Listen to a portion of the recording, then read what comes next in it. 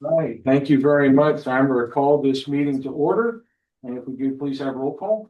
Will Harris, I'm here. Jeff Perry, Here. Mike Hill, Here. Randy Lewis, Here. Bob Wilkerson, Here. and Brad Carlberg was excused. Vacation. All right, so commissioners, have you all had a chance to review the agenda? Yes. Okay, and I would just like to make one comment as we get into our climate policy review presentation. There's a 50 slide deck, and depending upon how quickly that's gone through, I suspect we will want to have some questions and answers. There is an hour currently allotted for that. We may need to extend that, 15, 20, 30 minutes once we get into it, if the presentation takes more than certainly 45 minutes. So, any changes for the agenda? I'll make a motion to adopt the agenda for tonight's meeting. I hear a second. All in favor? Aye. Motion passes. Is there any conflict of interest from any of the PAC members on the topic for this evening? None of my. None? No. Right? No. Thank you. No conflict of interest. Next meeting is currently on 12 May, and staff can address what the topics will be on 12 May. And that is that still tentative? Yeah, still tentative based upon the scope of the meeting. And then our next regular meeting is on 19 May. We will have a couple sets of minutes, like if you board it, so do that. All right, committee staff updates, staff. I'm just gonna let the PAC know that I briefed the VOCC on the resolution regarding the population projections and funding allocations for the 2020 and 2025 period. So this helps us establish these numbers as a consistent guideline for all the comp plan elements going forward. And these are the numbers our consultant has been using to formulate chapters, the chapters. And this was what those numbers were what the PAC recommended for the for. So that is on the agenda tomorrow. And then let's see.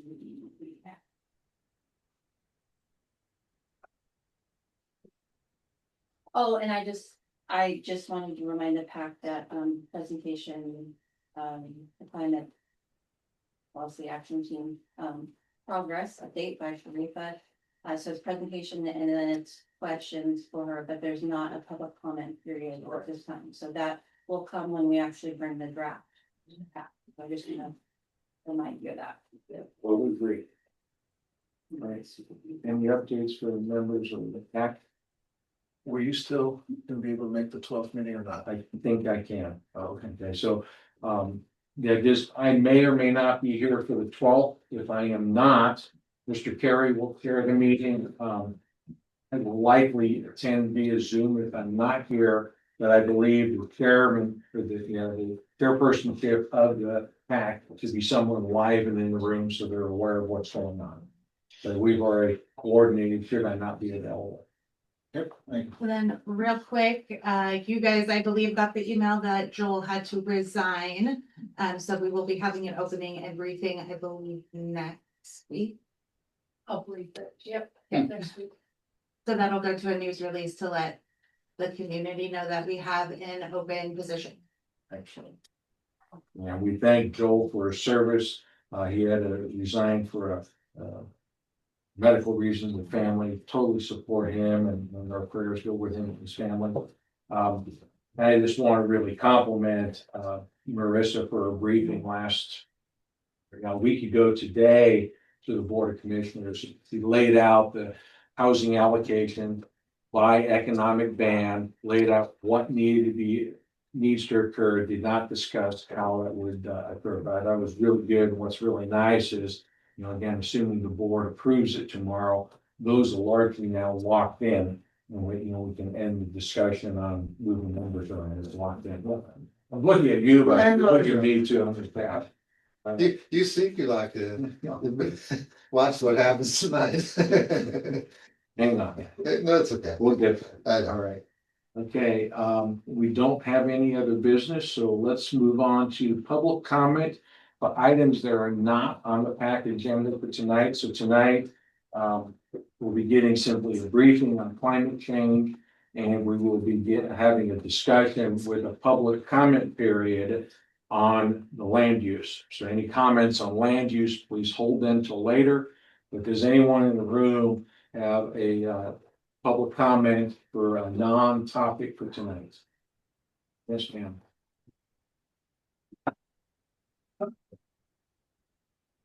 And please, my apologies, please state your name and what area of the county you live in. I do not want to know your address, don't care, but if you live in Shelton versus Mason Lake or Hoodsport, that's important for us to understand a little bit about what's coming in.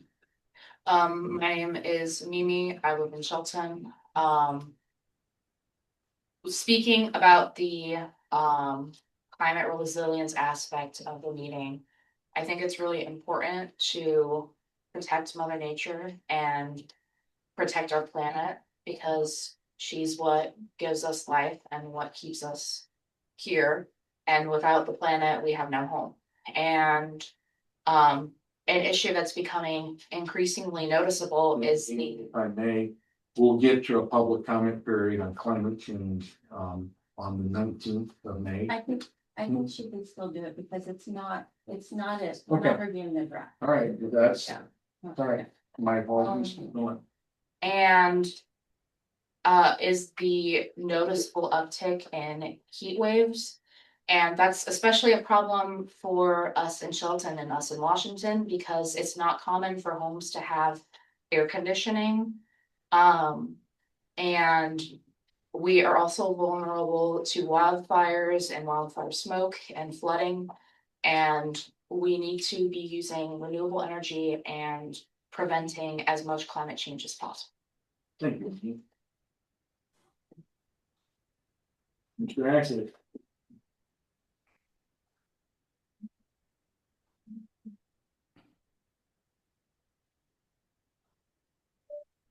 My name's Jacob Stage Ackley, Arcadia. And what I'm gonna say is for the transportation chapter, which will not be reviewed this meeting. I'm gonna say that I live out in rural Arcadia. If I wanna get anywhere, I have to drive, and I am lucky enough to have a driver's license or to have people who are willing to drive me. There's a lot of people who live who are nowhere near kind of like bus stops. They're not on bus routes and they can't go anywhere. And this is a huge problem as if they need to go anywhere, they have to drive. Now, I'm not saying everywhere can get bus routes, but there's many areas that could be more connected. I'm also gonna say, and I know we're saying that too, that's wrong. Thank you, Mr. Axel. Anyone? Yes, sir. Thank you, Mr. Chair. My name is Jason Callahan. I work for the Green Diamond Resource Company, and I'm gonna push your, you got clarification from your staff. They can talk a little bit about climate, which is great. That's why I came here today. As you know, we're the largest forest landowner in the state. That makes us very interested in what happens in comp planning, since a lot of the land is owned by Green Diamond here in the county. And we want to commend the group for tackling especially the climate portion. This was legislation that went through Olympia that we worked with and we're fairly supportive of. This is important that we get this right as a county. As a company who plants a lot of forest land and harvests and manages forest land in the state, we spend a lot of time and treasure making sure that our investments in the future are going to be showing the adaptation needed for climate change. We want to make sure we're investing in forest today that's going to be harvestable and viable and growing healthy 50, 60, 80 years from now. So it's important that we get this right, and I want to commend this group for really doing that. We do have carbon projects in play in this state and in other states where we're paid to manage forest in a little different way. It recognizes the sequestering that happens in our forest and allows us to be probably one of the few counties in the state that sequesters more than it emits, and that's because of our forest space. And this legislation that went through Olympia recognizes that, and this process is designed to make sure that keeps happening. And I guess my take home for you is that we have a lot of experts, a lot of people who spend a lot of time and education in this space. And we're willing to help with any resources that's needed, either with this commission or the CPAC, if you need experts or other people with deep knowledge in carbon and forestry and all these sectors. So I'll be here and happy to answer questions afterwards if you're around. Thank you, Mr. Callahan. Anyone else? Yes, sir. My name is Anderson Porter. I live in the Hillcrest neighborhood. I just wanted to say thank you, William Harris, for coming to the latest Shelter Comp Plan meeting.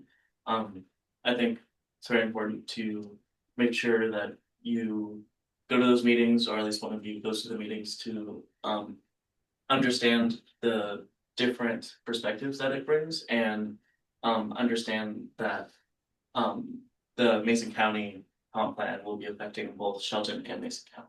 I think it's important to make sure that they're not conflicting ideas. I think it's also important to remember to value vast amounts of different opinions and ideas, and sometimes we need them in the middle to make sure that the people are put before profit. That's all I have to say. No, thank you, Mr. Porter. Anyone else in the room?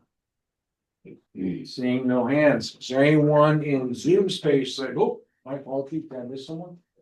Oh, Miss Gail? No? Yeah.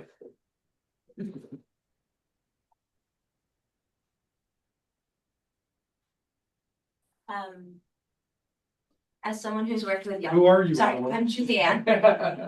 I live outside Belfair, and as someone who's worked with young people for a long time, as a K-12 teacher, as a college professor, as a youth engagement specialist, as a youth program manager, and as a youth leadership development leader, I think a lot about our future, and I think a lot about how the impacts of climate change will be impacted even if we do nothing.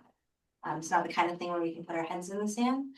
Either the planning will be done for us or we will do the planning. And so I'm really appreciative of the staff and SCJ Alliance and the whole CPAC for the amount of labor that's gone into the climate resilience element thus far. And I really look forward to the ways that we're going to carry these ideas into every element of the comp plan, particularly the piece around prioritizing actions that make sure that how we're handling climate resilience has equitable impacts, particularly for vulnerable communities, vulnerable populations and overburdened communities. Thank you. Thank you, Ms. Gail. Yes, ma'am.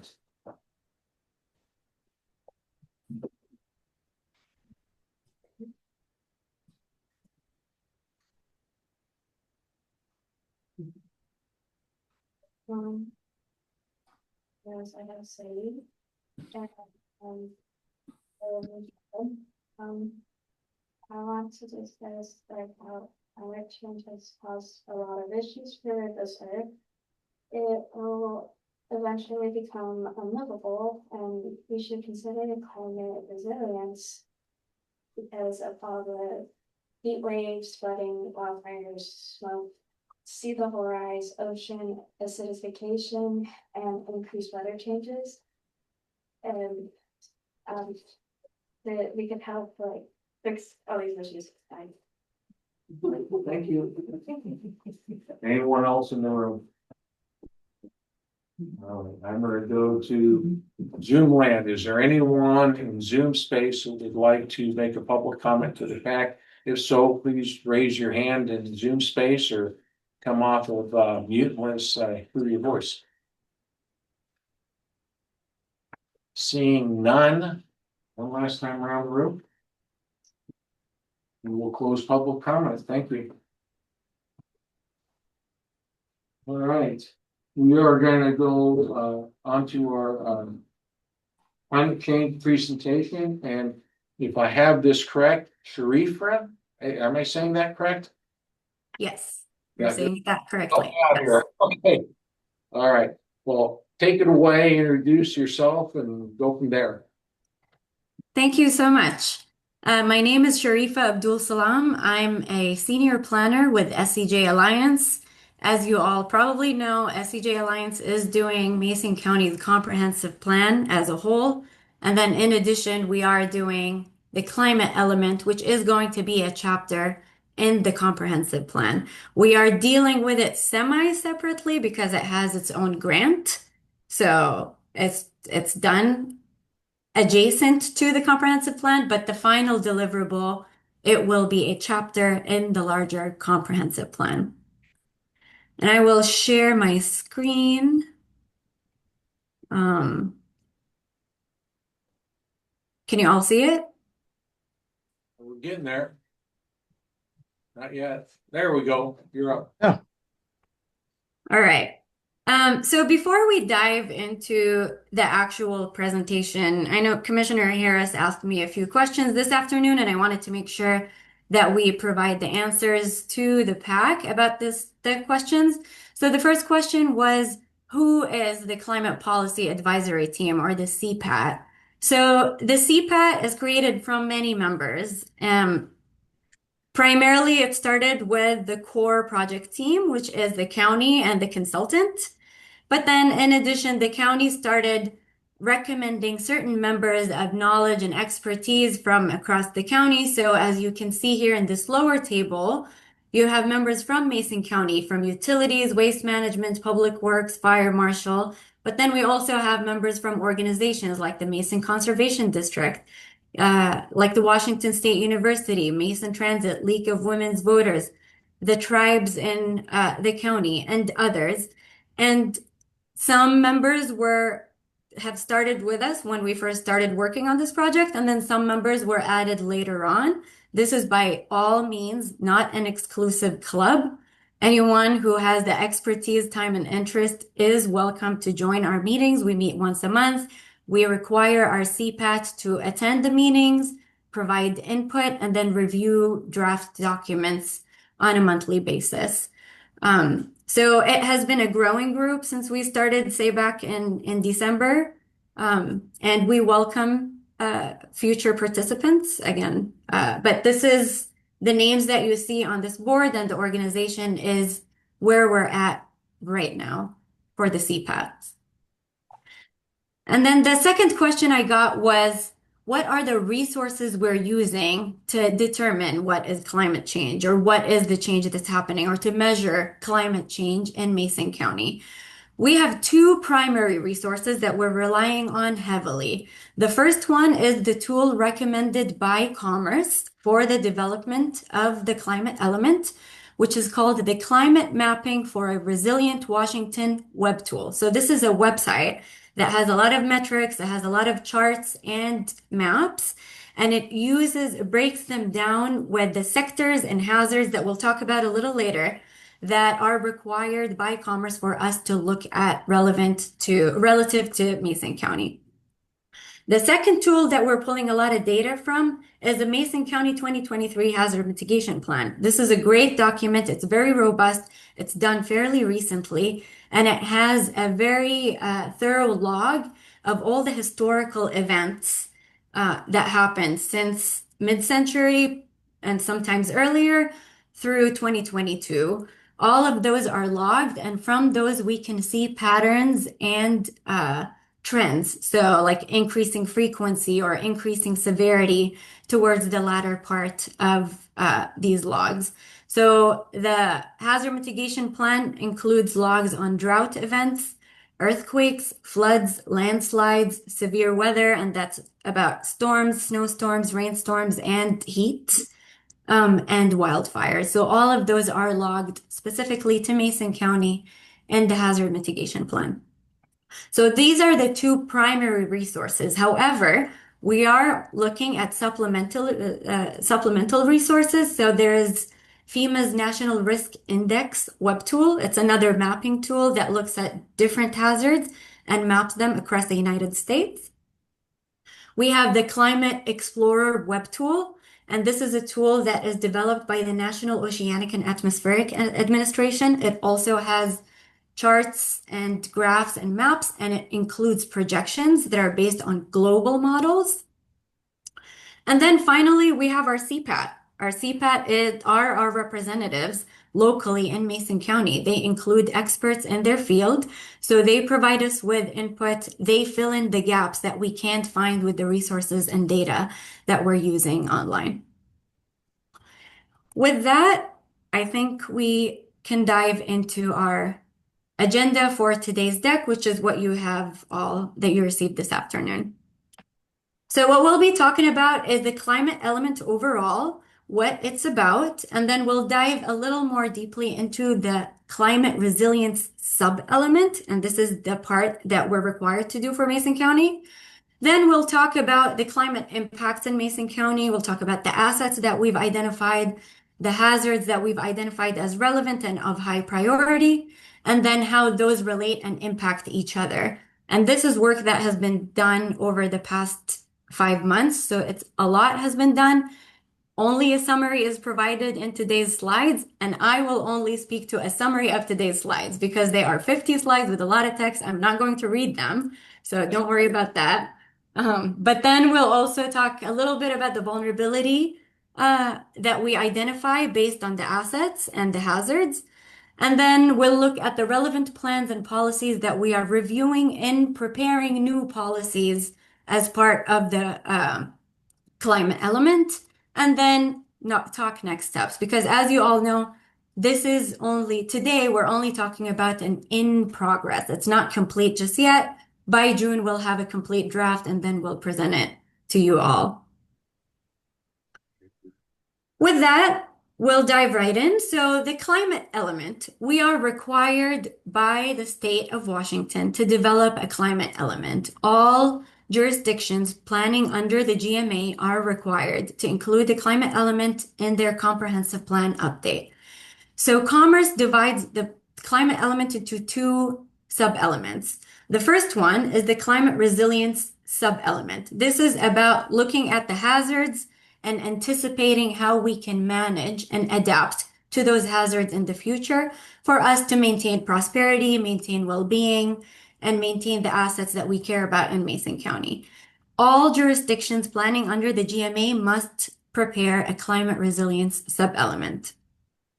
There is also a GHG emissions reduction sub-element. This is only required by certain counties and certain municipalities that are considered very high growing or fast growing. And Mason County is not one of those, so Mason County is not required to produce a GHG emission reduction sub-element. So we'll only be focusing on the climate resilience sub-element, which is what we'll be producing for Mason County. So Commerce provides a guideline that is very prescriptive on how they want us to put together a climate element.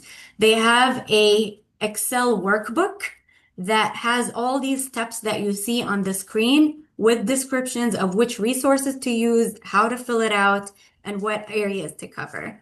But in high level, the steps are to explore the climate impacts. So looking at what we have in Mason County, what are the hazards that are facing those, and what are the impacts of those hazards on the things we care about in Mason County?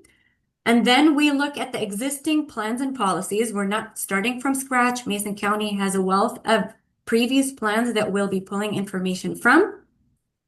With all of that, we'll assess vulnerability and risk on specific assets, and we'll use that to identify the types of policies and goals that we want to include in our climate element.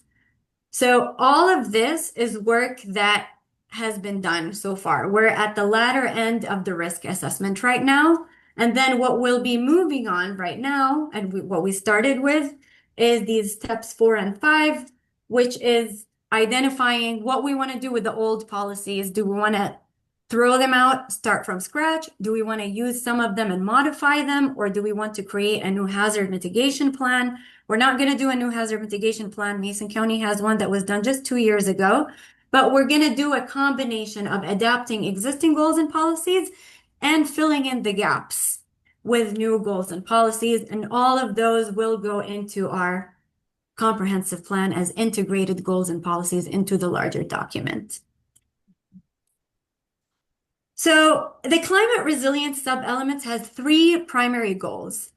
The first one is to address the natural hazards that are relevant to this environment. So we'll look at those. The second is to identify, protect, and enhance the natural assets that we have, and also the built assets that we have, the infrastructure, the development, the port, and everything that relates to those items. And then lastly, to identify ways to protect and enhance those elements facing the changes in the climate in the future. And that happens through our development of the sets of goals and policies that will go into the plan. We are required to address all 11 priority sectors that are identified by Commerce. And then we have to look at the 7 climate exacerbated hazards that are also identified by Commerce, see which ones are relevant to Mason County, and go from there. So what are the 11 sectors? You can see them here on the board. Very quickly, they are agriculture and food systems. They're buildings and energy, and that includes all the infrastructure that's required for energy. We have the cultural resources and practices. These could be physical or could be just activities. We have economic development, emergency management, human health and well-being. So that's when we're looking at our humans and populations that are assets. We have the different ecosystems. We have our transportation network, our waste management, our water resources, and that includes both the natural resources and the water utility resources. And then we have zoning and development, and that encompasses all development across Mason County and also the areas that are zoned to restrict development and protect nature. So these are the 11 sectors that we must address. We have to highlight all these sectors in our plan. And then Commerce identifies these 7 climate exacerbated hazards. So these are hazards that just gets worse with climate change. So the 7 that are identified are drought, extreme heat, extreme precipitation, flooding, reduced snowpack, sea level rise, and wildfires. With the CPAT, we identified that all 7 are relevant to Mason County. Mason County does experience all these 7 hazards. However, some of them have more severe impact and require more pressing needs. So they are our priority hazards. And we found that we can eliminate 2 of these, but we also added 3 to them that were not covered by Commerce. So we added earthquakes. Earthquakes was heavily covered by the hazard mitigation plan as a very important thing that we need to prepare for, because a major earthquake in Mason County, considering the number of fault lines, can be really catastrophic. And then we have ocean acidification, considering all the water-related harvesting that we have. All these creatures are highly susceptible to ocean acidification. And then we have the pandemics, pests, and pathogens. We have an aging population, and then we have all our forests that we need to make sure to protect from the growing pests and pathogens.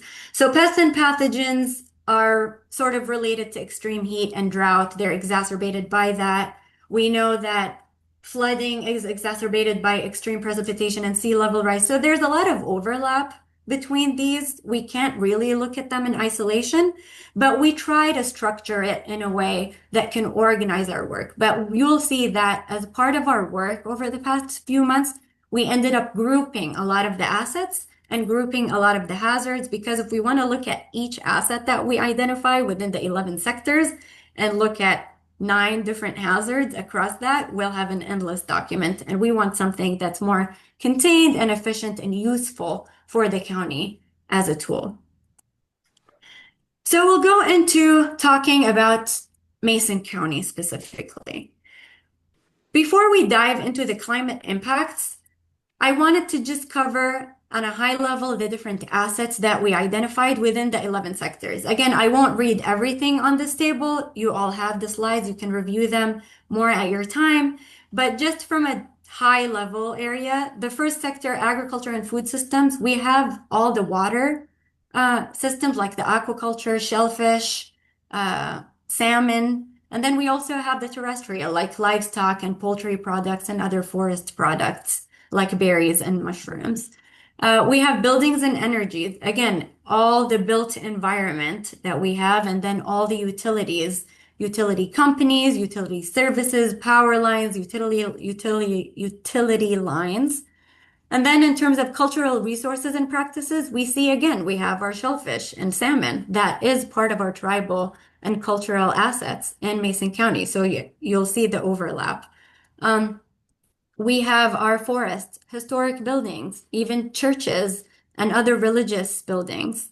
In terms of economic development, shellfish again, salmon again. All of these contribute to the economic development of Mason County. Also, our forests and timber industry. We have our port, that's very important. We have other tourism assets like golf courses, like the racetrack.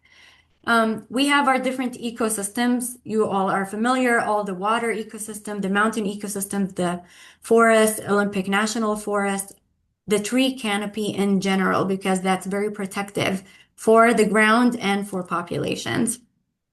In terms of emergency management, we have the sheriff's office, we have the fire and EMS, we have the shelters across the county, first responder training programs.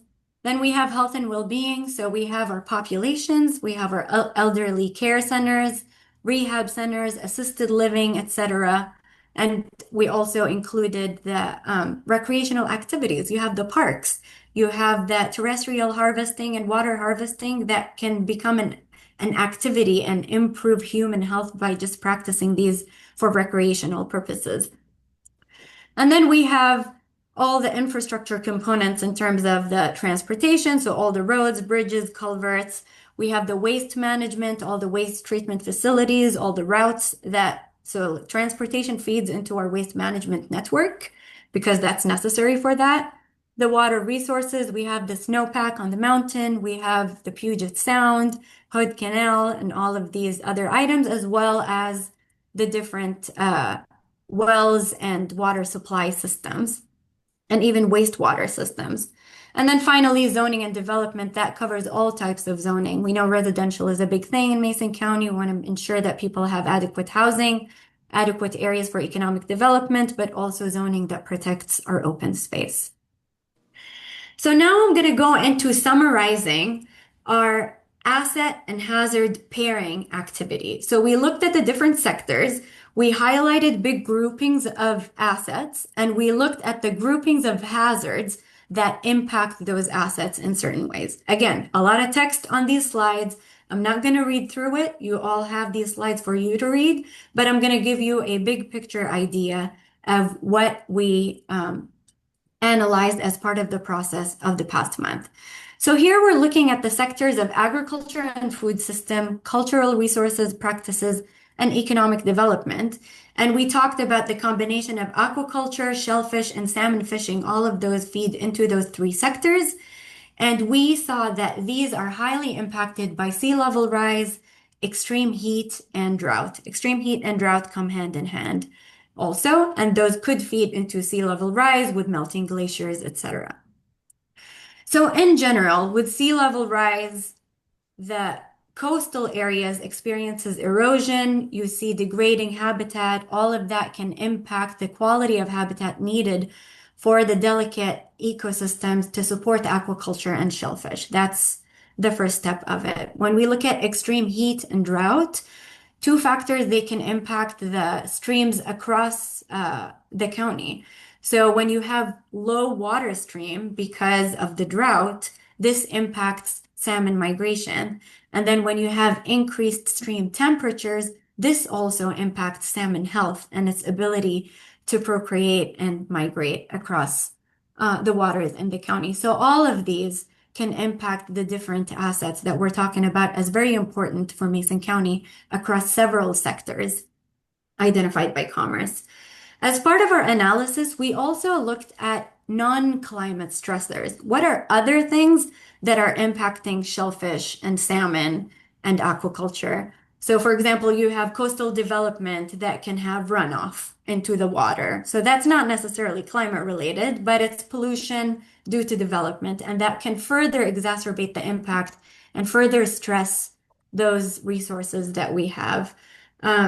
We have like non-native species introduced, and then you'd have this competing habitat issue. Again, I won't read through all of these, but we looked at several non-climate stressors along with the climate impacts. These can heavily impact these assets in Mason County. Next, we looked at forests, native plants, and timber industries. Those also fall in the sector of agriculture and food systems, cultural resources and practices, economic development, and ecosystems. So all of these sectors can include these assets that we're talking about. The hazards that we'll be covering here are extreme heat, drought, and pests and pathogens. As I mentioned earlier, pests and pathogens can just become stronger and more prevalent with extreme heat and with drought. Those are very interrelated. So in general, when we have warmer temperatures, the soil moisture reduces, so you have less water going to the trees, feeding the forests. While mature trees may be a little more resilient, this can slow down growth. When we don't have enough precipitation in winter because of drought, this can also slow forest growth. And then with the increased timber and logging, this can create an imbalance between the cycles that are needed for forests to regrow and establish before we can harvest things that are very important to the economy of Mason County. And then with more heat, with more drought, we have more pests and pathogens infecting these trees. Again, mature trees may be a little more resilient, but younger trees are more susceptible, and then they won't have the time or ability to establish into future mature forests that we need them to. Some of the non-climate stressors that we looked at are illegal and clear-cut logging, expansion of agriculture uses. We have suburban sprawl, just people moving into different areas, and then sprawl leads to needing more roads and services developed into certain areas, which can further exacerbate the fragmentation of habitat when it comes to forests. So it makes them weaker as ecosystems. The next set of assets that we talked about, that we looked at, is air quality, parks and recreation areas, and aquatic and terrestrial harvesting in a recreational sense. So less of a food resource, more of a recreational activity. So we're looking at these from the lens of human health and well-being, and in terms of the ecosystems that feed into the quality of residents in Mason County. So the hazards that are most stressing on those assets are extreme heat, and then we have the ocean acidification, and then the trio of sea level rise, flooding, and extreme precipitation. You'll see those three together very often because they're very interconnected in their impacts.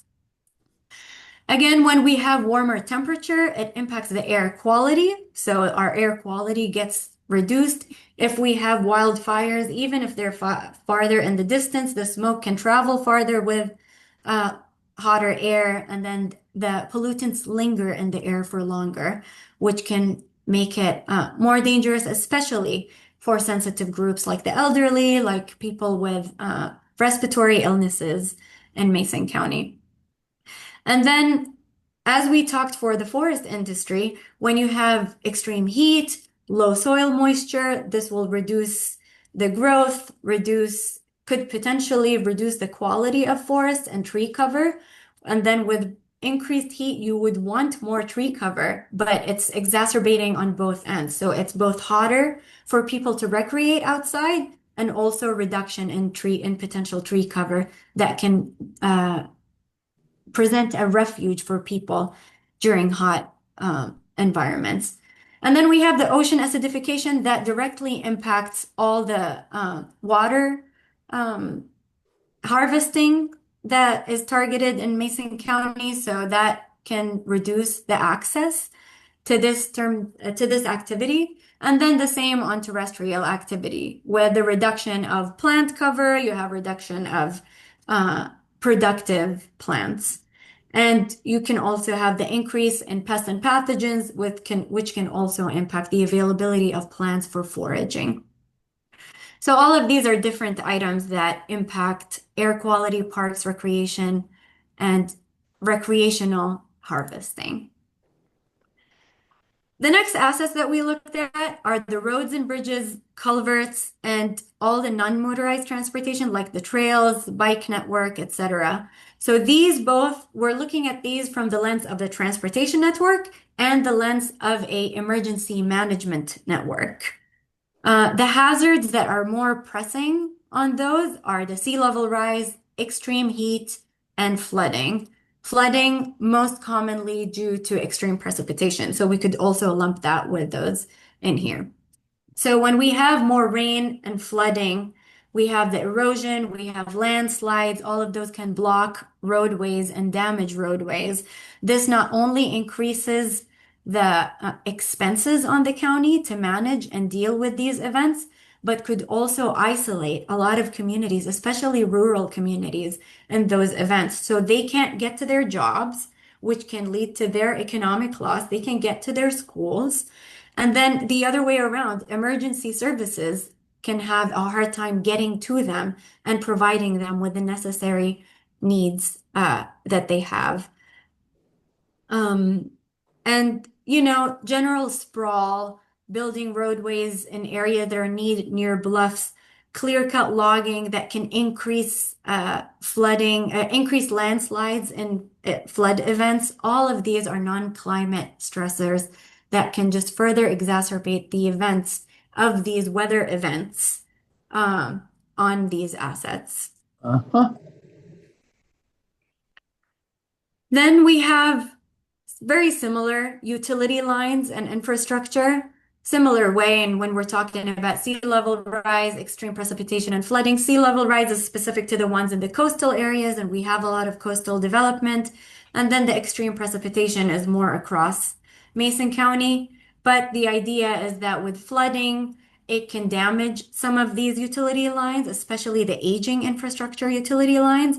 And then it would also make it more difficult to get to them so we can repair them in time, so we can ensure that services are provided to people in case of emergency.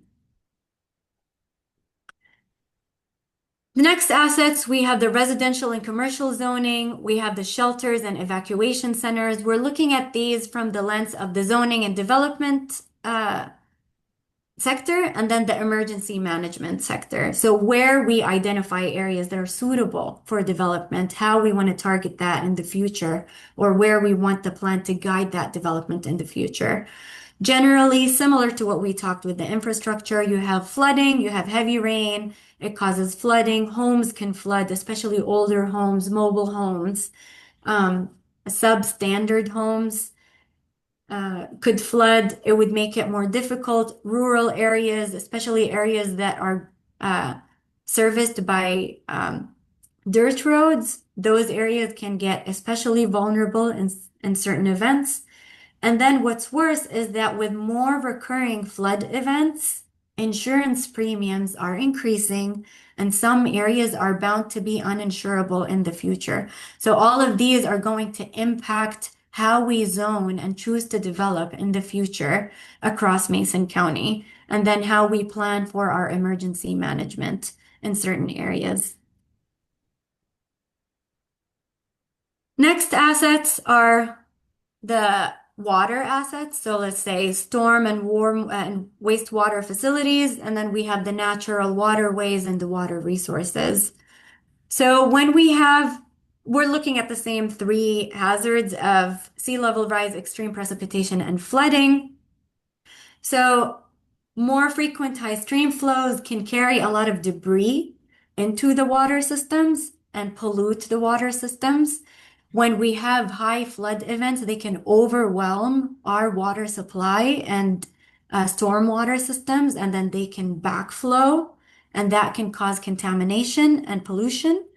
So, and then when we have sea level rise, we have the saltwater intrusion into the water table, and that can also impact the different water resources in Mason County. These are all things that we're looking at in the long term, and we need to plan for them now so we are prepared to deal with these changes that are happening on a slow but steady and increasing pace.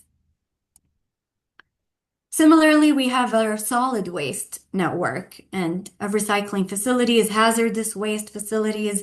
If we think of all these storm events happening, if these facilities flood, we can think of what kind of contaminants are released into the ground, into the environment, into our cities and neighborhood, and into our waterways from these solid waste facilities. And then in addition to that, with more frequent events of floods, we're gonna have more debris. So we're gonna have more waste that we're gonna have to deal with. So it's a vicious cycle of adding more waste and making it more difficult to manage and contain the waste in such extreme weather events. Then we have some economic assets that we mentioned earlier, like the port, like the racetrack, like several golf courses. So those are also often exposed to extreme precipitation and flooding events. This can cause interruption in economic activities. It can disrupt the shipping routes and can damage property, whether it's the port infrastructure itself or things that are held at the port. And then we have that running across public utilities like the public assets like the ports, and then private assets like certain golf courses and the racetrack. And then finally, we're looking at the asset of the earthquake, and that to a certain extent impacts all our assets because it's such a major hazard and a large one can really be destructive across the board in terms of our infrastructure, roads, bridges, utility lines, buildings, waste facilities, the port. So we can see all these different sectors that are impacted by the hazard of earthquakes. We included earthquakes as a climate exacerbated hazard, even though the science is still evolving on the relationship between climate change and the frequency and prevalence of earthquakes. But the evidence is getting stronger with more glaciers melting, with more frequent extreme rain events, changing the water load within the earth. All of these are impacting the frequency of earthquakes across. So it's a growing theory in the science world that earthquakes are impacted by climate change as well, which is why we included them in our climate resilience element. And because we know that Mason County is vulnerable to earthquakes, and there's a lot to be done to retrofit the infrastructure in case of an earthquake event. Sharifa, Yes. if I may, we're 32 minutes into our hour and we're now on slide 21 of 50. And so Yes. May, if I could modify the briefing a little, and if you disagree with this, push back. But if you could cover the next 3 slides on vulnerability and risk, with Mhm.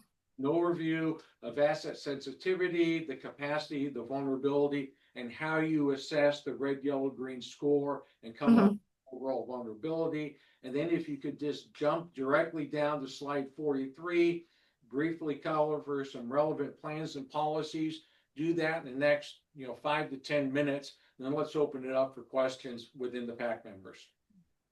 That is fine by me. And again, you all have the resources, and we're happy to work with you and answer any questions you may have Do that. at a later time. Okay. Okay. So we looked at all these assets and hazard pairings as recommended by Commerce. And then Commerce wants us to look at a vulnerability assessment. So to assess the vulnerability, Commerce provides 3 steps to start this process. First, we look at the asset's sensitivity to a specific hazard. To what degree is this asset impacted by this specific hazard?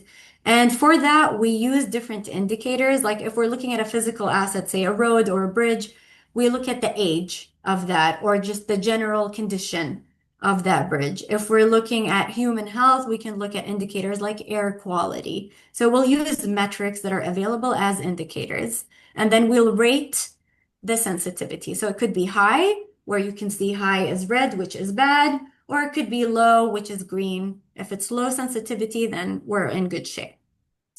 Then we look at the asset's adaptive capacity. And this is the asset's ability, or like our ability to help that asset adapt to the climate change. Are there tools? Are there mitigation measures are at our disposal right now? Do we have adequate funding to support these measures? All of these feed into our score of adaptive capacity.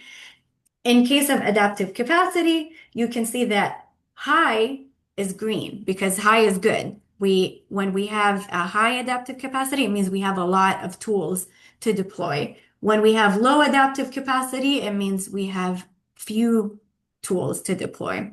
And then based on how those work together, it's a simple formula of, say, if we have something that is highly sensitive, say an old bridge, it is poor condition, it is highly sensitive to flood damage. And then we have some programs, some funding to do it, but it's just there's so much infrastructure that needs repair across the county. So the distribution is not adequate, it's not robust enough. So we score the adaptive capacity as medium. In that case, we can say that the vulnerability is high. If we say that our sensitivity score is high, but our adaptive capacity is also high, we have a lot of resources to deploy and fix and adapt, then we can say that, for example, our vulnerability is medium because our sensitivity is high, but our adaptive capacity is also high. So it's that simple kind of formula. So there is some sort of a gut check. It's not very scientific, but it's driven and based on scientific indicators that we use to assess the sensitivity. So I'll just walk through one example of what we've done. So when we looked at the aquaculture, shellfish, and salmon fishing, relative to sea level rise, extreme heat, and drought, we know that those impacts can be really detrimental. We are already noticing fragmentation in habitat. We're already seeing reduction in habitat. The temperatures are already increasing. So with all of that, we identified the sensitivity of these assets to these hazards as high. And then when we looked at adaptive capacity, we see that a lot of the operations lack the ability to cool the systems or create adjustments. There are some mitigation measures. Tribal groups have some mitigation measures and they have a lot of good knowledge in this area. We have a lot of knowledgeable resources. Funding is not very available in these areas. So with all of these different factors, we have some tools, but not prevalent enough, not robust enough. So we identified the adaptive capacity as medium. So with that high sensitivity, medium adaptive capacity, we said that the vulnerability is considered high in this situation. I'm hoping this makes sense. We applied the same formula and method of thinking to all the asset and hazard pairings we covered earlier. So with all of that, you can take your time looking at these after the meeting, but I will skip based on the recommendation. Let's go to 4.3, relevant plans and policies. Because I think if you just cover the first couple of slides, that could give us a feel of, where we're taking the rest of the information. Absolutely. So here we're looking at Please the share. relevant, sorry. Oh, the screen sharing stopped. Let me share again.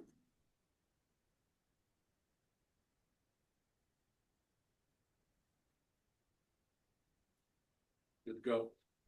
Okay. So the relevant plans and policies are the existing documents that we are using as a resource for us to start drafting our new goals and policies that will go into the climate element for Mason County. So the primary document is the old comprehensive plan. We know that now we're creating this, that the climate element is a chapter of the new comprehensive plan that will replace the 2016 comprehensive plan. So we're looking closely at all of the goals and policies in those comprehensive plan and seeing which ones we want to carry forward, which ones we want to modify, and which ones we want to get rid of or change altogether. Other resources that we're looking at, but we're not going to replace, we're only looking to get ideas and inspiration and ensure that we are in alignment with all the other documents in Mason County. We have the Shoreline Master Program, so this is specific to the coastal areas. We have Mason County PROST or the Parks, Recreation, Open Space, and Trails Plan. This was done in 2022. So we're also looking at that in terms of resources for recreation and open space. And then we have the Hazard Mitigation Plan. It also has a robust list of goals and policies, and we're using those as a resource to inform our new goals and policies. To show you what we're doing with Hey, yeah, let's just jump in, if I may, guys, jump into questions. I think you can read this offline if you've had a chance to look at. They're just pulling from previous ones and how it might apply in. And I think that it probably is really good value to have some feedback and questions. I see lots of notes with Mr. Bob, and I'm sure Jeff has a question or two. So with that, questions from the board? Take it away, Jeff. No, man, I didn't get to it, cause it came in Okay. today, cause I was trying to wrap Bob, up the you land got one? use. If not, I'll jump in. Go ahead. Okay, well, first, thank you very much, Sharifa, for your time, for the very comprehensiveness of the briefing. So starting with the UW tool, Mhm. one thing I think would be extremely helpful for all of us, because we've had discussions in the PAC here. We've had feedback from the public, and there is, shall we say, a lot of opinions. Okay, the UW tool, though, primarily we go in, we select a greenhouse gas scenario, we select a timeline, and then we have 28 or so different potential climate indicator scenarios. So are you using, as recommended by the UW, the more aggressive greenhouse gas emission scenario, the RCP 8.5? So that's a great question. We're looking at both options. And what we identified as priority hazards were informed from the low emission Okay. impact. So when we're seeing that even in the low GHG emission, we're seeing a lot of impacts and a lot of change projected, this fed into our decision process of, is this a high priority or low priority? For example, like wildfires, we identified that as low priority because we don't see a lot of change in the severity or frequency of those events. So we see them as consistent, even on the high end, maybe a little more change on the high end, but that we did look at that as a resource to inform which ones we identified as high priority. And what timeline are you using? The UW tool recommends use the planning time frame. So we would be approximately 2050, 2040. There have been discussions in here, we should go out to 2100, but that gives you much more aggressive changes. And as the tool lays out, they're Mhm. comfortable in the first half of the century on their predictions, much less comfortable in the latter half. So what are we doing right now? I think what our approach is the same to what we did with choosing the priority. So the ones with more prevalent impact in the nearer, like mid-century impact, those are the ones that we are determining of high priority and needing policies and goals to address those. In our narrative text, in the policy document, in the climate element, when we're done, we're going to touch upon all the changes that we expect in the far future, but we'll focus our goals and policies to address the things that are on the low emission or low to medium emission, depending on which ones are done in terms of analysis, and then the mid-century trajectory. Anyone else? You got a list of stuff. Okay, I'll keep going. Yeah, I'm just saying, we're gonna need this, to me, this is a very high level, so Yeah. we're gonna have to really Well, get detail. Yeah, and what Jeff was saying is at some point, the detail will be very interesting to have. Because, which scenarios, what timeframes, use terms like moderate change or high impact. What is that? Is the sea level rise of 1 inch, 1 foot, 1 yard? What goes from low to moderate to high? And how is that standard, if there is a standard? And my understanding there is not. what are other counties doing? And how are we ensuring that there is some degree of consistency across, very frankly, the state? Because as we talked about on the impact, ultimately, we talked uh, being adaptive. A large part of adaptive is not only how we can maybe prevent the change and therefore not have the impact, but the resources. And that's very, very critical, because we have talked in here, and one thing we have not talked about here in the comp plan, because it more sits with our board of commissioners ultimately, but financing all of this. I mean, just simply in affordable housing, we have a $45 to $75 million a year expenditure just for our low income housing, depending upon how you want to do math and how you want it funded. And some of these others the same way, and it's all competing for funds. And that's a very interesting political topic, considering our legislature just passed a budget yesterday and is only going to our governor. He hasn't signed it, to the best of my knowledge, yet. Yeah. And it's so how do we define low, moderate, and high impact? Ultimately, we're looking for a number, sea level rise, 9 inches makes it moderate, or a foot, or 1 inch. What you're saying is, what's the evaluation criteria? Yeah, absolutely. Well, yeah, because I would just add that on top of what you're saying, the word expected is mentioned 17 times, but I don't know what to expect. Sorry, say that again. The word expected is mentioned, Expected. Mhm. but is that measurable? What are we expecting? And how do we measure that? Yeah, so there are projections that are done, and the tools that I mentioned earlier before getting into the presentation all have certain projections, and they're based on models, they're based on previous events and changes and trajectories and trends. So those are done by national and international entities, and we're using all of those to feed our information. We are not developing the data. We are using the data to inform the plan. And then to get back to your question about the metrics for sea level rise, I can look into that. I want to say there are specifics to how those are measured, because again, these metrics are produced by scientists, and scientists tend to want to be specific when possible. So I'll look at the resources, but for the additional detail for you all to see which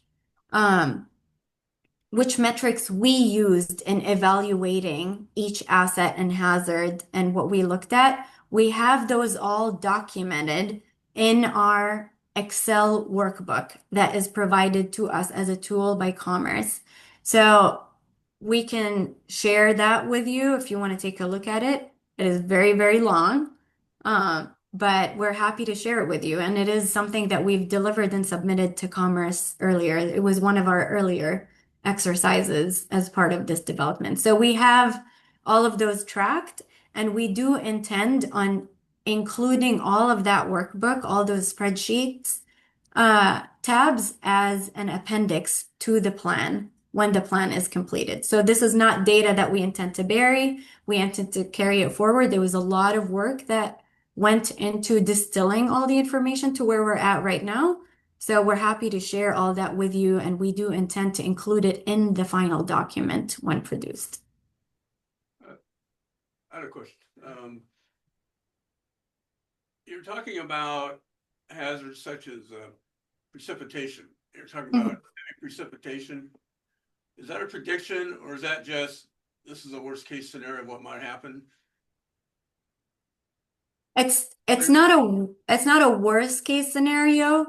It's a projection of what is to happen, not a worst case scenario. As mentioned earlier, there are multiple metrics that are used. So the web tool that is used has multiple projections based on different assumptions. So they have a low emissions assumption, which has a lower extent of the intensity of those events. And then they have a medium and they have a low assumption. And based on those, the projections change. So we toggled through those. We looked at the variations of those and then made the decision of which assumptions to use in the development of Mason County's climate element. So okay, so predicting heavy precipitation sounds like. Well, so looking at the UW web tool, they have 28 different scenarios to run through. So they will give you how many 1 inch, how much 1 inch of rain in one day, how many days that would look like now versus the future at different timelines. How many 2 inch days, how many 3 inch days, total annual precipitation, which interestingly is higher in the future based on their scenario, but it's much lower in the summer. So you have more precipitation focused in the winter, but drought-like conditions in the summer, which affects, as he talked about, agriculture. So all of these things come together, and what CO2 emissions model you use, what timeline you use, and how you do that. I like the approach of looking at all and sort of seeing which ones are sensitive earlier so we can get on top of that piece. But ultimately, I think people will want to know what scenarios are used, because like on sea level rise, they have two scenarios. One's a 50-50 where it says that basically, hey, based on this scenario, and however they do Monte Carlo scenarios or whatever, half of the time we're higher, half the time we're lower on the sea rise. They have another one that's a 1% scenario. 99% of the time the sea level rise is predicted as lower, 1% higher. And so you have these two scenarios, and basically the second scenario is obviously more rise because it has 99% of the probability occurring, not 50-50. And that's why I'd like, ultimately, this group will want to see that. And I think for us to be able to provide advice, I think it's very important for the public to understand how this was put together, so they can mindfully and thoughtfully provide us input and thought. And then for us to think it through, so when we look at these impacts and ultimately the policies that we're going to recommend to the three commissioners, how does all that come together? Yeah, Okay. I for one, sorry, I for one would like to see the spreadsheet and all that kind of thing. Well, If I can make another quick comment, when you were talking, like one hazard is sea rise. Well, that isn't, something like that is more global, like what's, not just specific to Mason County. Absolutely. So should, in that case, for example, should we plan just for Mason County? Maybe it should be more of a cooperative thing with other counties that will be affected by the same thing. That's all. Absolutely. Yeah. Okay, we didn't get one. I agree. I can die a happy man. Well, applaud something I said. Yeah, no, I totally agree. Yeah. Yes, and I think this is the intent of the state with pushing this climate element, because the more counties and jurisdictions do it, the better the impact, because these things are global. It goes the same to ocean acidification. Ocean acidification, we can't control that and limit it in just the water resources in Mason County. It's about what can we do to protect our assets against the ocean acidification. And then the entire world really needs to work on their habits to impact or reduce or address ocean acidification as a hazard. So there are situations where we can try to lessen the impact of the hazard itself. And there are situations where we just need to develop mitigation measures for our assets to protect them from the hazard that we know is increasing, and we can't do anything about the intensity of the hazard. But for example, we can retrofit our buildings to protect them from future earthquakes. That's one thing. We can't control the earthquakes, we can't prevent them, but we can take measures to protect our assets from certain hazards. So we're looking at it in both ways, and you are absolutely right. A lot of these things, we can't look at them in Mason County as a vacuum, because things that are done in in Oregon will impact it. Things that are done in Canada will impact it. Things that are done in Africa will likely impact it. It's a global aspect.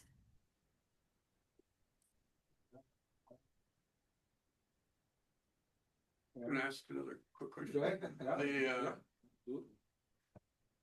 Yeah, it seems like there are things specific to Mason County, like our infrastructure. And maybe we'll get into this when we get the information and look at it more close, just to throw it out. You're talking about gathering data from national, international sources. How granular are those? Are some of the things that are being attached to Mason County, is that specific Mason County data, or is that sort of using more broader metrics or whatever from those sources? I'm not explaining my question. None of the metrics we're using go beyond are larger than county scale. Everything is at least to county scale or more aggregated within Mason County itself, including because the global data that is used into a US based tool, and that tool is developed on a county level. The UW tool is also developed on a county level. So for example, if a municipality is planning, they're going to be looking at that tool in an area that's larger than just their municipality. But because we're developing on a county level, the tool and the data provided in that is aggregated on a county level. So the metrics are granular, specific to Mason County, sounds like. Yes. Yeah. Yes. And all the resources that we're looking at. I think we need to be mindful too, is we look at, we used examples of an older facility or an older bridge, maybe one that's in poorer condition. I'm well aware our county is particularly for bridges or for all infrastructure. They're on top of the current situation where they are. They're aware that climate change or not, there are bridges, there are facilities that will need replacement or certainly repair. And with that, those are built, when they're built to what was the UDC, what is now the IBC, and those standards. And particularly, like an International Building Code, that's a consensus standard that's been around for 100, 150 years, been around for a while in one form or another. And so as I suspect, if earthquake concerns are changing for whatever the reason, I would expect the IBC to keep up with that. Now, with that said, retrofitting a building to handle some of these things is very challenging. It is not a bucks or size of zone 4. I'm sorry. Buku bucks. Oh, absolutely. Yeah. So there's some real issues there. And so I Right. think we look at that sensitivity. There are some old facilities, whatever that asset is, that is just going to score poorly because it's been around for a while. One other, this is a very sensitive topic, and I'm sure people in the room will disagree with me, and so be it. And I fully understand what state I'm sitting in. But as we talk about best science, we need to be mindful there are lots of ideas out there. As we have seen, the administrator of the EPA is currently questioning the 2009, decision on, basically that is the basis of the climate change policy. And that is, I understand it's very political, but it's out there. And I think I don't think it affects what we're doing at all. I do not believe it affects what we're doing at all. But as best science changes, I'm going to use a silly example. There's a guy who was literally brought up for heresy and run out. His name was Galileo, because he didn't believe the sun, didn't believe the earth was the center of the universe. And his science proved it. But that wasn't accepted. It was many years later that his best science became best science. That's a guy named Copernicus was in there. Yeah, well, he was the guy who thought the earth was the center of it. He was a predecessor. Yeah, so we got these things out there.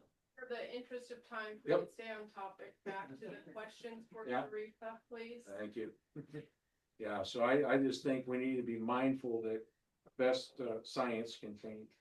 Other questions? Yeah, and that's a great point, and we'll ensure that in our goals and policies, we mention best available science as a resource that we continue to use. Other questions? No. We're at 59 minutes, folks, because we started a quarter after.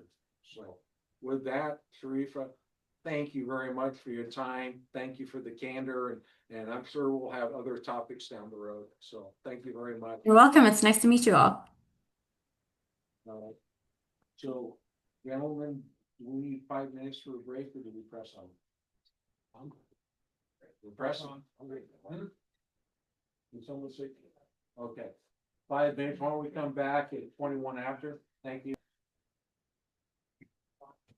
And first up is staff report.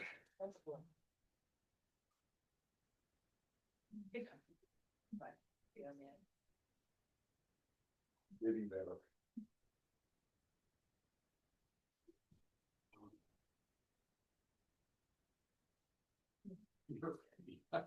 I'm right.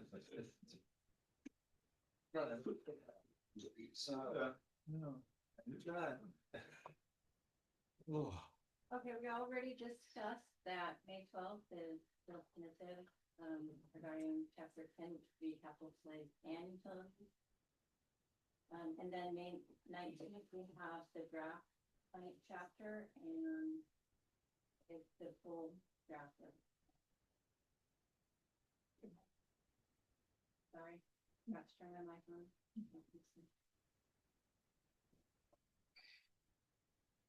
So required, so in the staff report packet that you just viewed, you see the GMA checklist for the land use section only. There's a lot of requirements in there, so I'm not gonna list them all, but some of the important ones. Policy is coordinating with the city regarding our UGA size and development, so we had conversations with the city early on about any expected changes in UGA size. Our feedback from the city has, up to this date, has been that they're not proposing any changes to the Shelton UGA. And then we don't have any proposals for the Belfair or the UGA expansion wise. So integrated and consistent with countywide planning policies.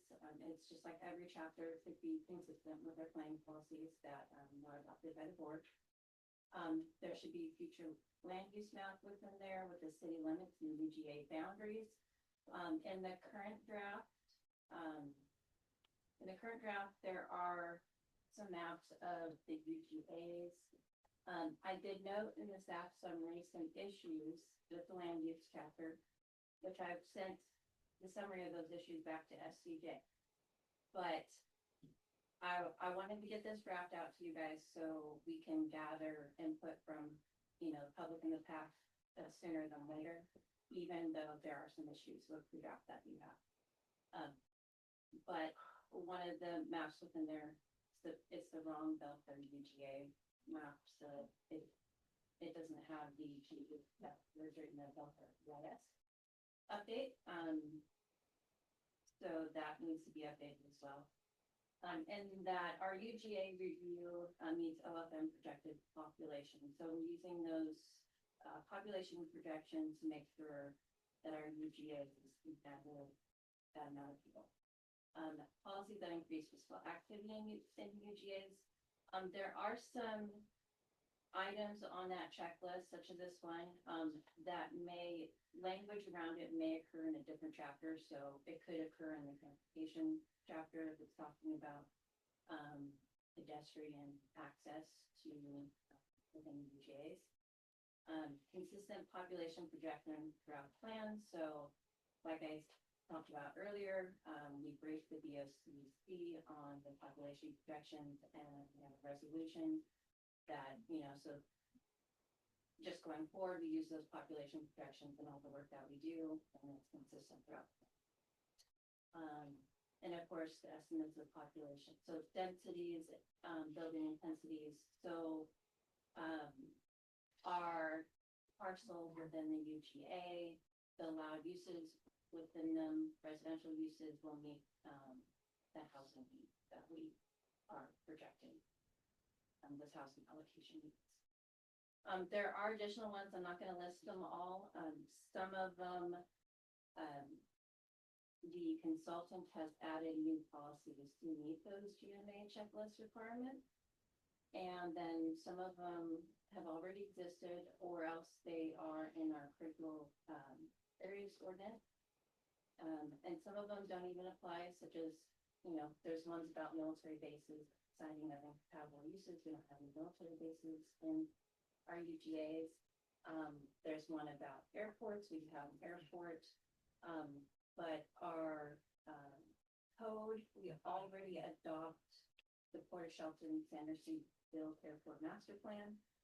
So we have those, we refer to their master, program, for policies.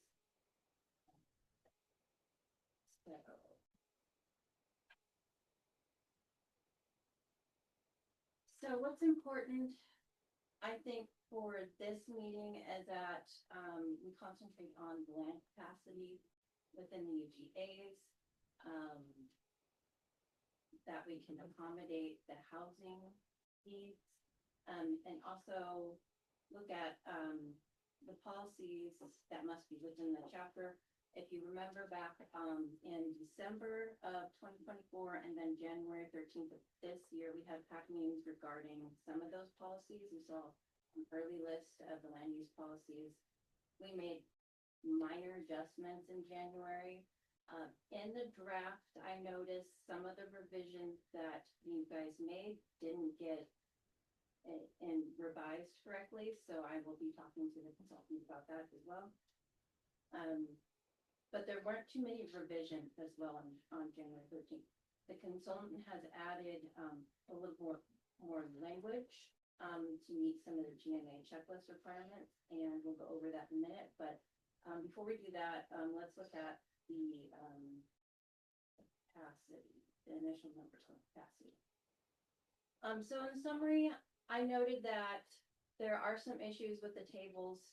The consultant needs to prove some of the work, but I don't believe that it's going to change these numbers so drastically within the UGAs that it's going to change our need to expand the UGAs in the US.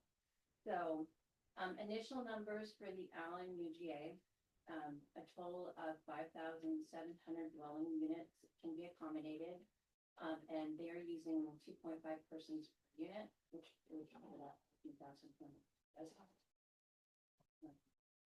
The Belfair UGA, and this is the correct map.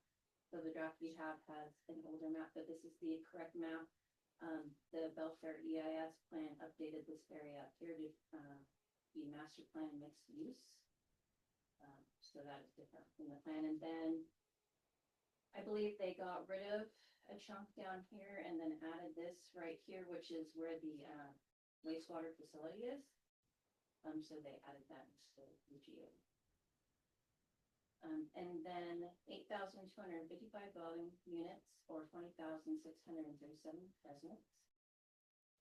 And then the Shelton UGA at 10,836 dwelling units, which would accommodate 27,000 everyone residents.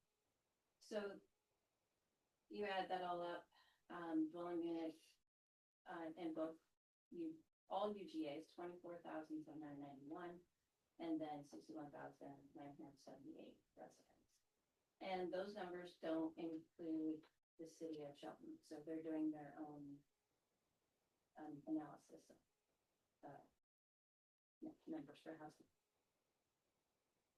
And then if you compare it to our population projections, we chose the medium growth forecast, which put us at 82,932 at 2045. And so from 2020 to 2045, that's 17,206 residents. We all know that FCS group has done some work with showing where we've accommodated some of that population already because we've had building permits from 2020 to 2021. So that number is different, and that information is included in their HMA, their housing needs assessment. And then Department of Commerce wants us to show how many housing units we need from 2020 to 2045. And that's at 8,181 units. And 5,726 would be in our UGAs and incorporated, unincorporated areas, and then 2,455 of them. And then there's, there's a greater breakdown than of, the county should plan to accommodate for 1,074 public supported housing units and 91 emergency housing units, beds, in addition to the 7,016 that would be private market. And then, like I was talking about before, FCS group has provided an update. This shows the 2024 to 2045. So population, of course, less, housing units down a little bit. And this doesn't include, so the city of Shelton didn't have their numbers on building permits, I believe, by the time that FCS group completed this. So this should be even less than these numbers.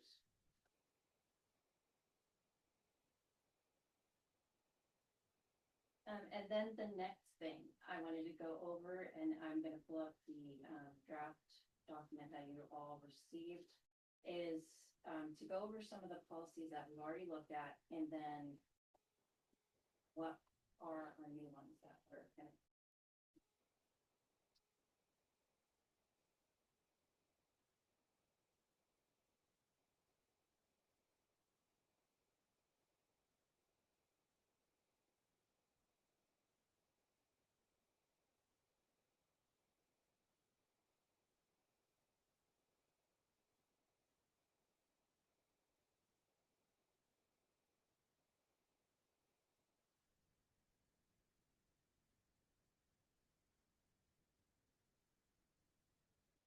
So I'm going to scroll down here to the goals and policies before I hand it over.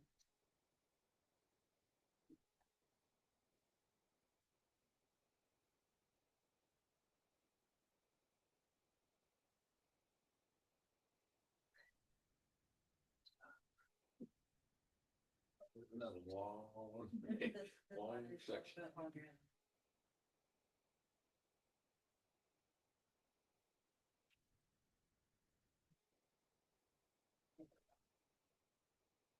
Okay. So goal 1 and the policies under goal 1, those were reviewed back in January. Same with goal 2.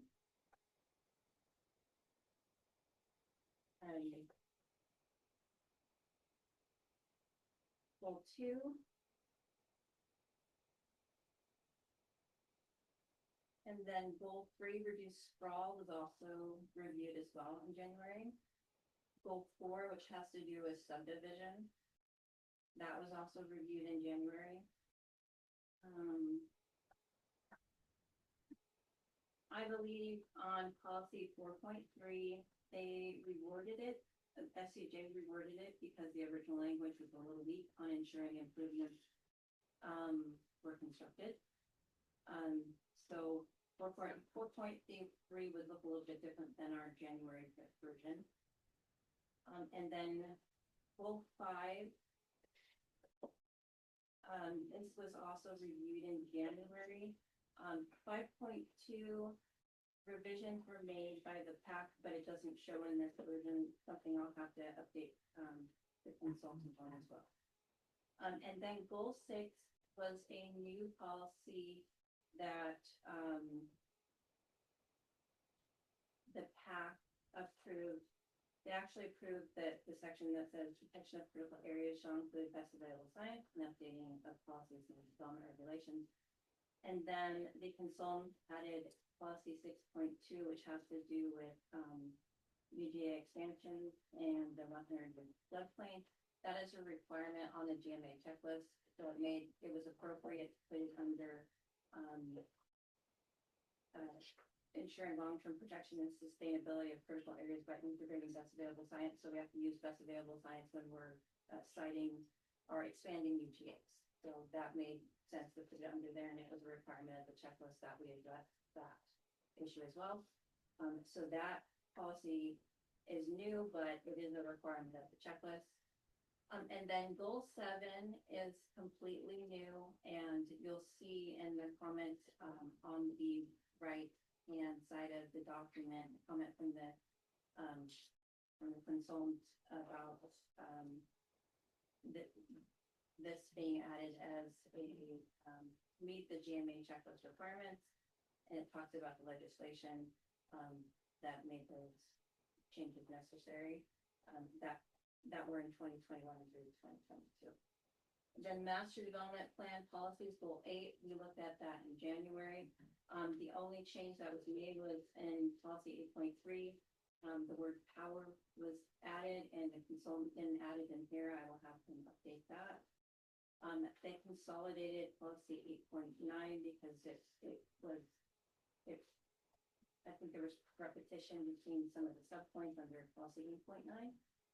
So they just combined it, so it wasn't, it was a little bit more concise. And then, so the majority of what is new is under goal 7.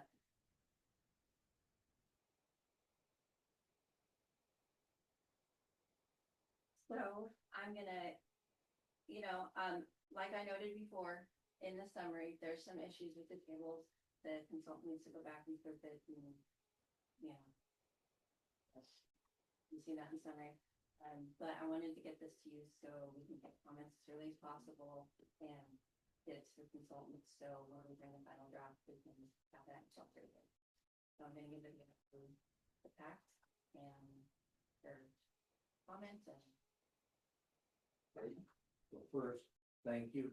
Okay, and I really appreciate your review up front and just laying out the challenges with the tables and the other sections, because that sort of puts us on a playing field to where we can then focus in other areas and we don't have to worry about if you will, some of the administrative. So that's really appreciated. So with that, Pat, any questions for staff? This is just questions, not in the comments, but any questions? I just have, Question, like, when we described underutilized, maybe I missed it, but what's a good definition of underutilized versus vacant? So I had that question for the consultant as well.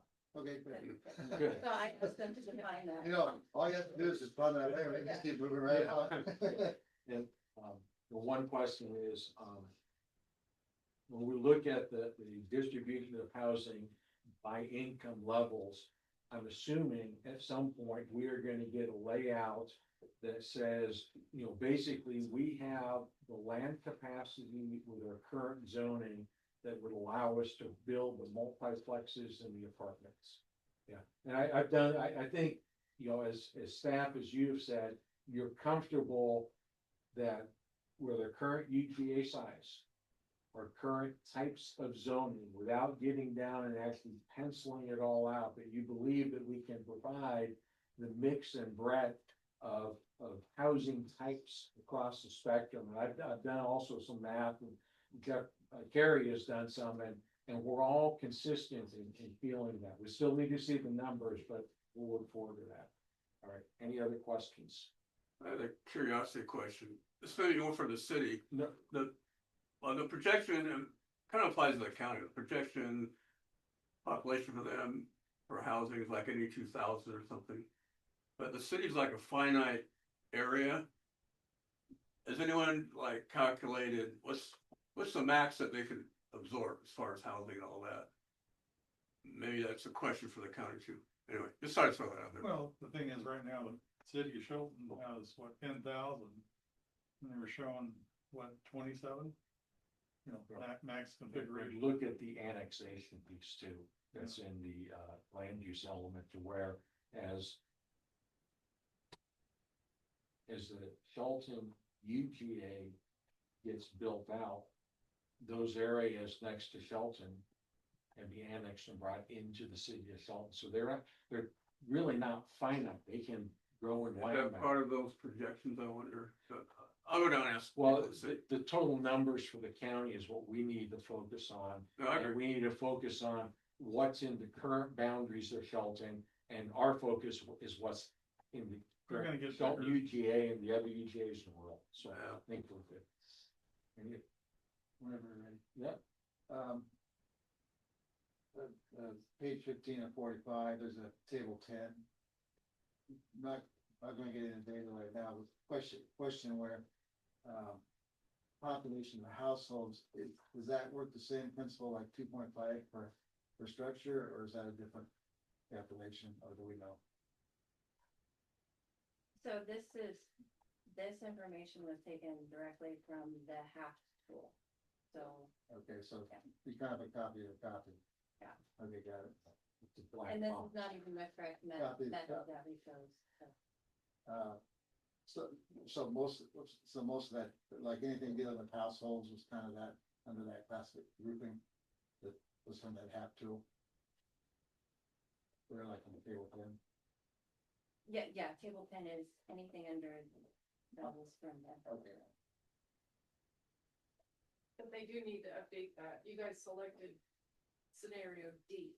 Right, yeah, no, I get that. That's I'm not asking, I don't want to get into technical, I just the question thing, so I can make sure whether I'm off base or on base. Okay. any other I'm looking, question specific for staff. I'm looking. I didn't have time to summarize it, so. If I may, Go ahead. let me move on to public comment, take care of public comment, and then we'll get into the discussion if you have questions from that stuff. I'm good with So with that, we will open the floor for public comment on land use. I see Mr. Ackley, and since we have two tonight, we'll take the younger Mr. Ackley. There is a difference, I can tell. Oh, yeah. Good evening, my name's Jacob Sage We should. Ackley, got the snow right here to read. In the past, as zoning has been an issue, mainly with, sorry, mainly with building apartments. There's been huge issues, especially in Shelton, where there's not a lot of apartments. I can only really think of two that are in the downtown. And even when there is apartments, if there's not enough, this will raise the housing cost or the apartment, like how much you have to pay for the apartments. And for a lot of people who are just getting out of high school, there's not necessarily always the best paying jobs in Shelton. This means that they'll oftentimes either have to move far away, get a job in Olympia, or they choose to stay here, they end up not being able to afford a place to live and they end up on the street, or having to crash with their parents on their couch until they like even afford a decent place to stay like 10 years later. Not having enough apartments in the downtown increases traffic, as there's people who commute from other areas. This leads to people this leads to longer commute times to areas like Olympia. This also causes more accidents, as there's more people on the road and there's more people in a hurry to get to work on time. Creating more apartments could increase our road safety and increase our neighborhood safety. Thank you, Jacob.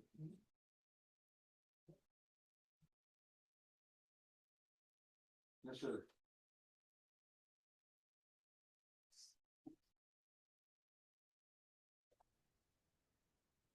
My name is Alan Ramirez. I live in Shelton. Pretty nice place to live. So yeah, I just wanted to come up here and give I guess you could call it a reminder, since I'm sure, I don't really know most of you very personally, but I'm sure most of you know that reducing sprawl is very important to this county.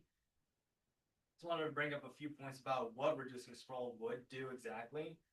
It maintains the county's identity if you reduce sprawl, because if it changes and you have a lot more sprawl, you have a lot of these really ugly looking patches, and you're looking at it sort of like Google Maps. You just have these like big rectangles just all over the place. Where there used to be like one solid color, and then it's just totally ugly. It's full of Scotch fruit. It also supports, if you were to reduce sprawl or write policies that are effective at reducing sprawl, it would support other chapters like the climate chapter, for example, because of reasons that, I mean, I won't get into right now because it's specifically land use, but just know that it would help the climate chapters. It would also maintain treaties that were signed hundreds of years ago with the tribes of this area. So that's always pretty nice, honoring treaties that were signed long ago. It also makes the county more fun because if you go all over the place and instead of seeing trees, you just see some random person's house with a dog running in the yard. It's not very fun to look at. And it also allows for the economy to grow because there's a lot more business focused in one area rather than having it be spread thin throughout the county. It also just makes it easier for people to access services because they're living closer to the services. It also makes it so that people who have already bought land out in the rural areas have a lot more privacy. They won't have as many neighbors moving in. And I don't know, sometimes people get a little mad when whenever they've been living in a place for a while. And then they just see across the street, say John just built his new house over there. His kids are a little annoying. And overall, I think that writing effective and efficient policies that reduce sprawl is going to come down to not necessarily penalizing people for going out into the urban areas, but rather just making living in urban areas living in more densely populated areas making it the path of least resistance so that it's easier for people to just like come into the county, go into a UGA and just live there rather than having the easier process being going out into the middle of nowhere and just building a house, building another septic tank. And well, I think we all know how bad it is when a septic tank leaks. It's not good. So I think that's Thank you, Mr. William. Do any other one? Ms. Gamble. Ms. Rose, you guys can pick.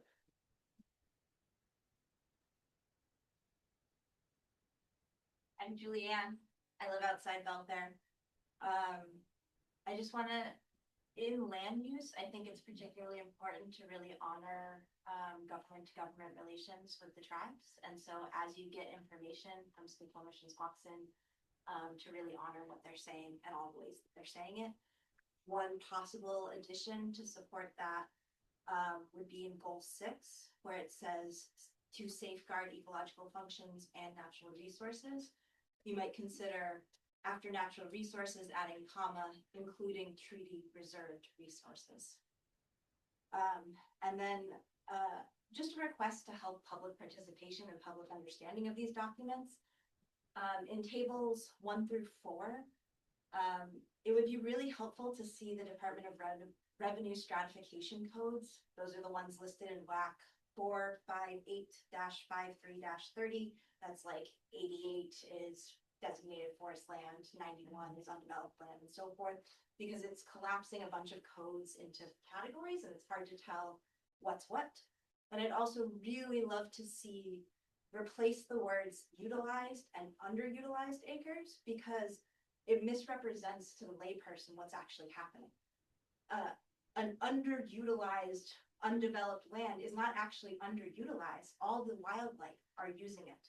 All the tribal cultural resources are being utilized. The salal picking is being utilized. Mushroom foraging, hunting, recreation, riparian buffers, and so on and so forth, healthy ecosystems, the rural identity of our county, all of those things are dependent on undeveloped land and open space. And so calling those things underutilized misrepresents. So potentially you could use words like developed and undeveloped, but if that's confusing, since undeveloped is also a category on the column side, you could use built or non-built, so that we have a shared understanding of the value of our green spaces, our open spaces, our forests, our wetlands, all of the treaty reserved resources and the natural resources that our community depends on.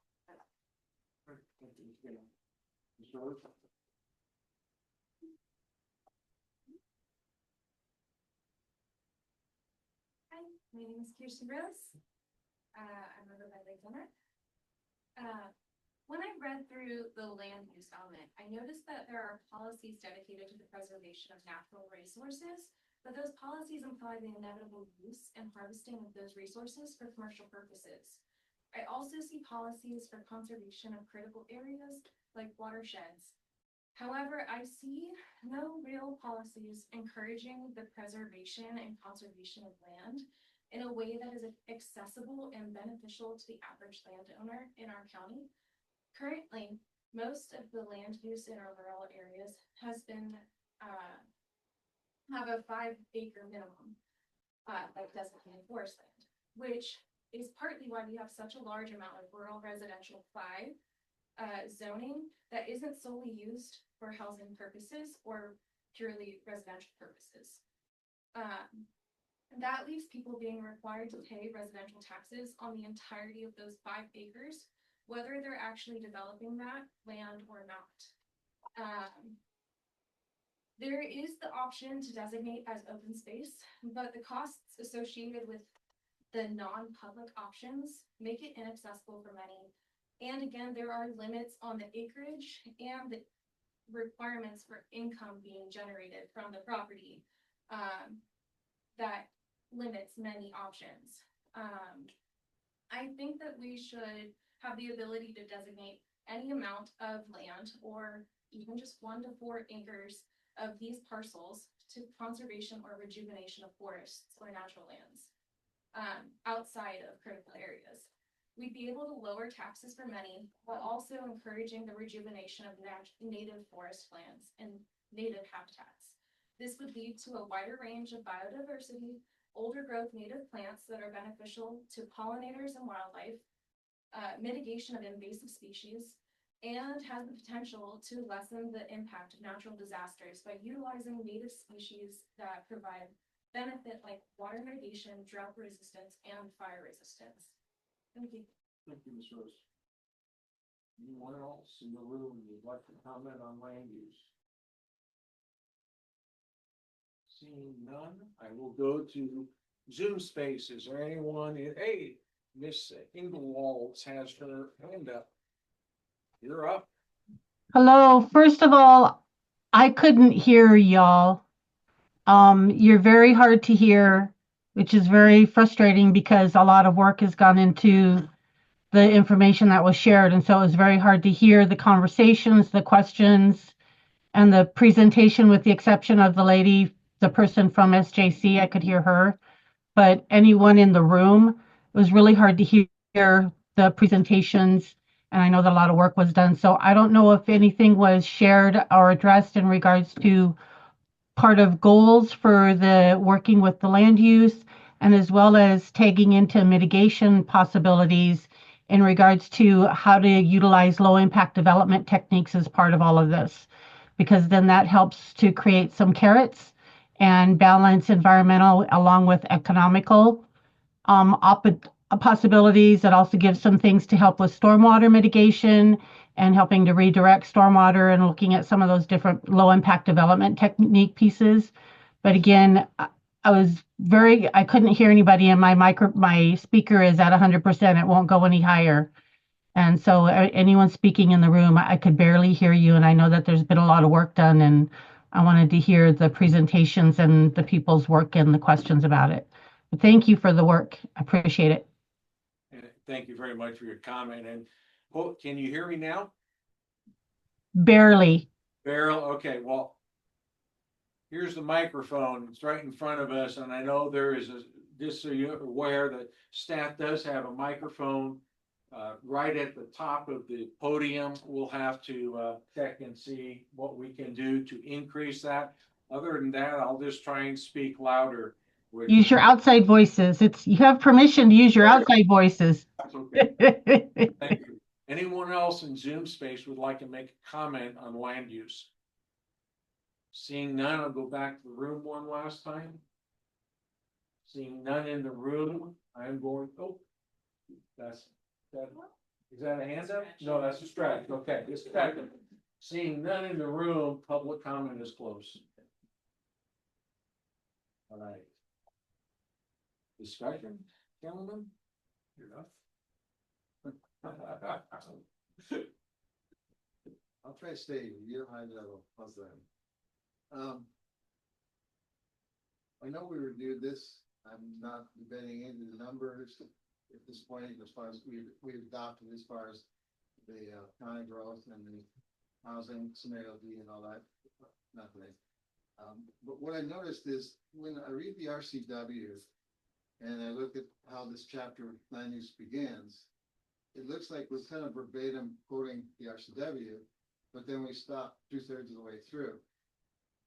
And so I was kind of curious, and so I started looking at a little bit more intense about it. So for openers, I don't have a problem with it quoting verbatim as a lead into, introduction to this chapter. But what I found when I did that, looked at it, there seems to be at least 2 or 3 scenario segments we're not addressing in our land use. And one of those is wildland issues from the standpoint of, fire mitigation and, property and things of that nature. There's a last 3 or 4 lines of the subsection of the RCW dealing with land use addresses things that the agencies creating these comp plans should address, like mitigating the risk to lives and property posed by wildfires. If I make up, is the wildland urban interface a requirement for us?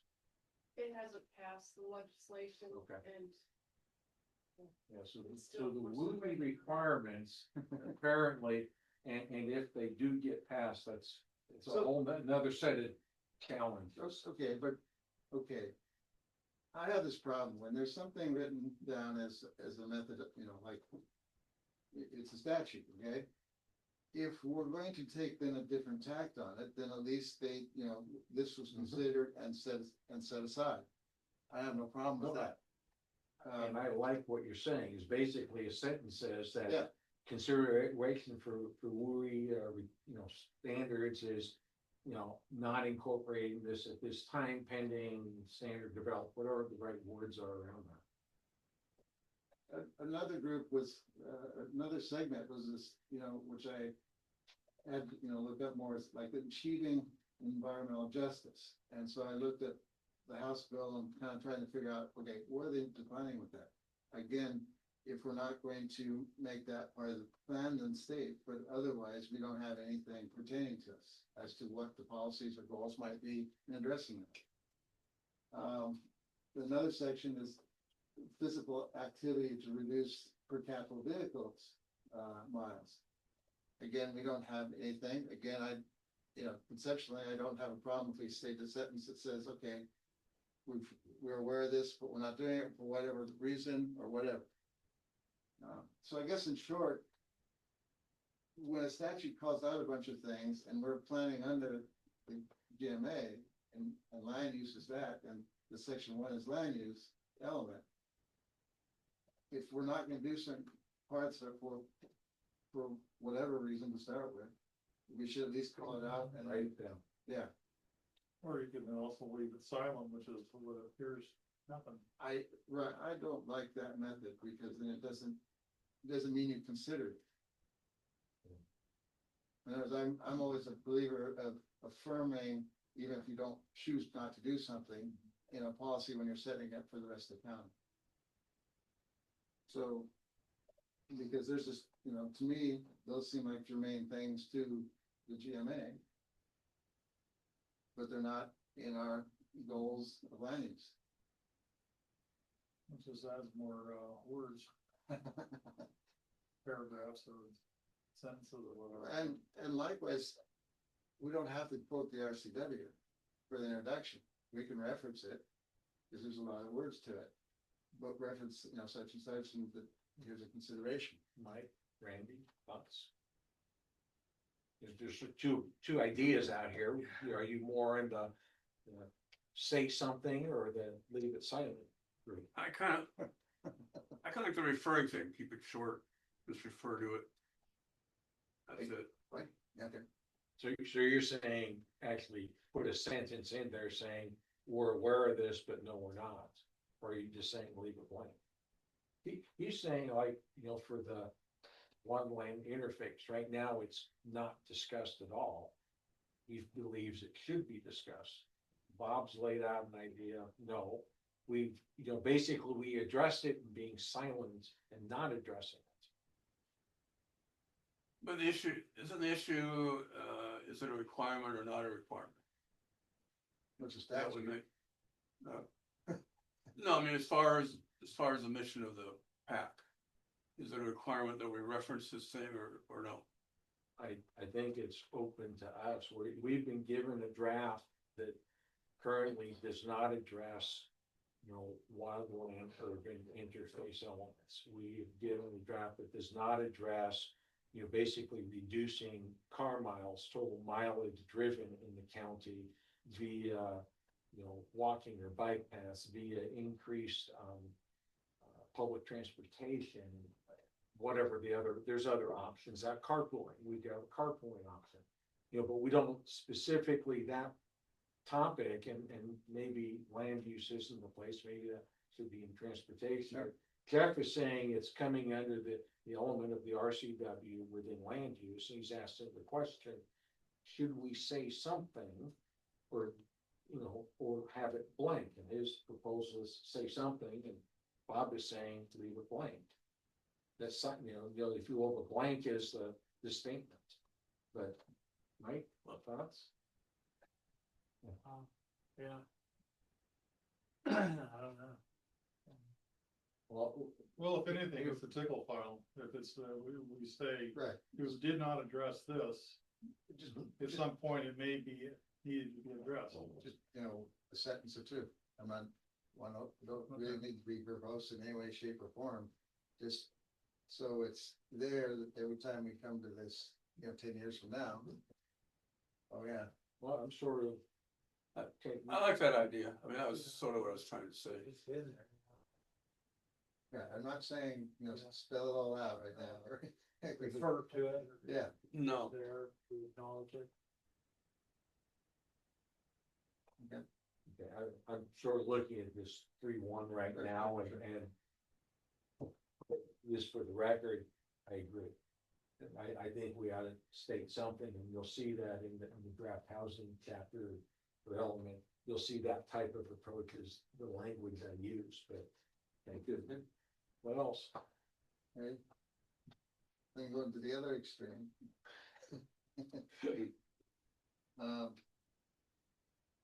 Okay, so like at the beginning there, we have like an index, a pseudo index. Actually bring up, yeah, thank you. Page 1 of 45, I should say. And, oh yeah, so like 3.7.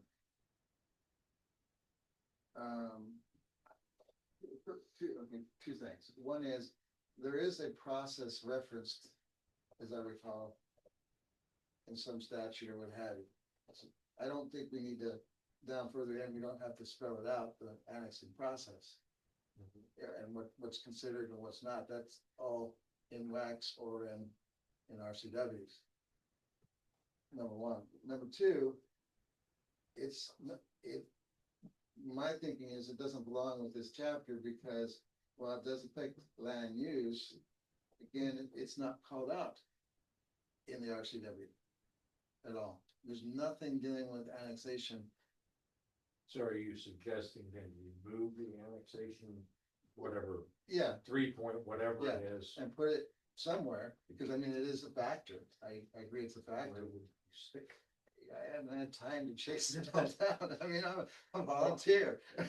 So, just a comment. So one, the whole annexation topic only deals with the Felton UGA. Because you can't annex Allen or Belfair because there's nothing there right now. Well, it's the non-incorporated. Yeah, that's right. So it doesn't apply. Right. And if, should we ever get to that point, that's a whole separate discussion, the county and the PAC and others. Right. With them. So it's really only a Shelton Well, hold on, we're just checking because this was added specifically by the consultant, we think for the state. Okay. Marissa's checking the table, but, Thank you for jumping. and yes, of course, city of Shelton is the only incorporated city to date that this would apply to, but this is outlining So let's go to the next. actually 3.7, but then the concurrency requires. Right. And I wasn't sure what page you wanted, you know. I'm not either right now. So, Jeff, Marissa's busy doing her work back there. Let's go to your next comment and we'll keep going. Mike, Randy, Bob, anything? Nothing. Okay.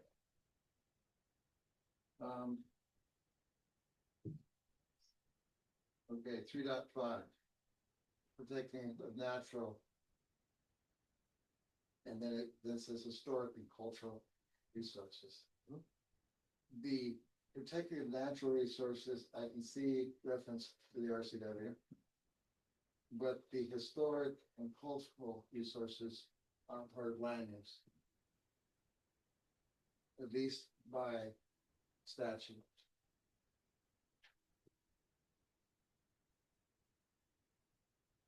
Any thoughts? And also, all I'm saying is, I'm not saying, I could talk to them too and have them, I don't know.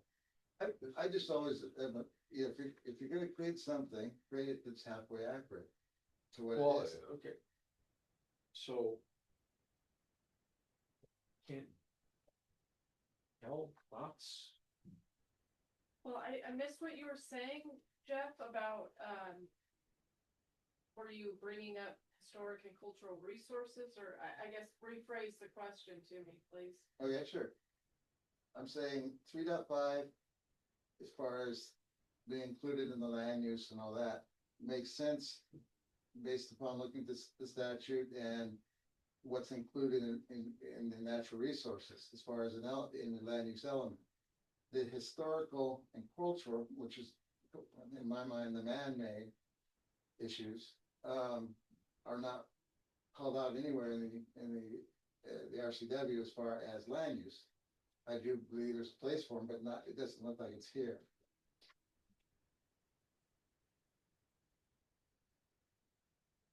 And if we don't know the answer, but at least you got the question. I don't have the answer. I'm just saying, this is what it appears to be. I'm always kind of in a structural thing, trying to set if you're dealing with land use type things, kind of things that affect the land use. And that would call out what the state's calling out for the statute. So that's my general summary. And you're gonna have, Cal, you don't have to have an answer right now. I'm just saying. Yeah, I know, but I mean, I'm just thinking, when you think about the other elements of the comp plan, where else would you talk about the cultural resources if not in land use?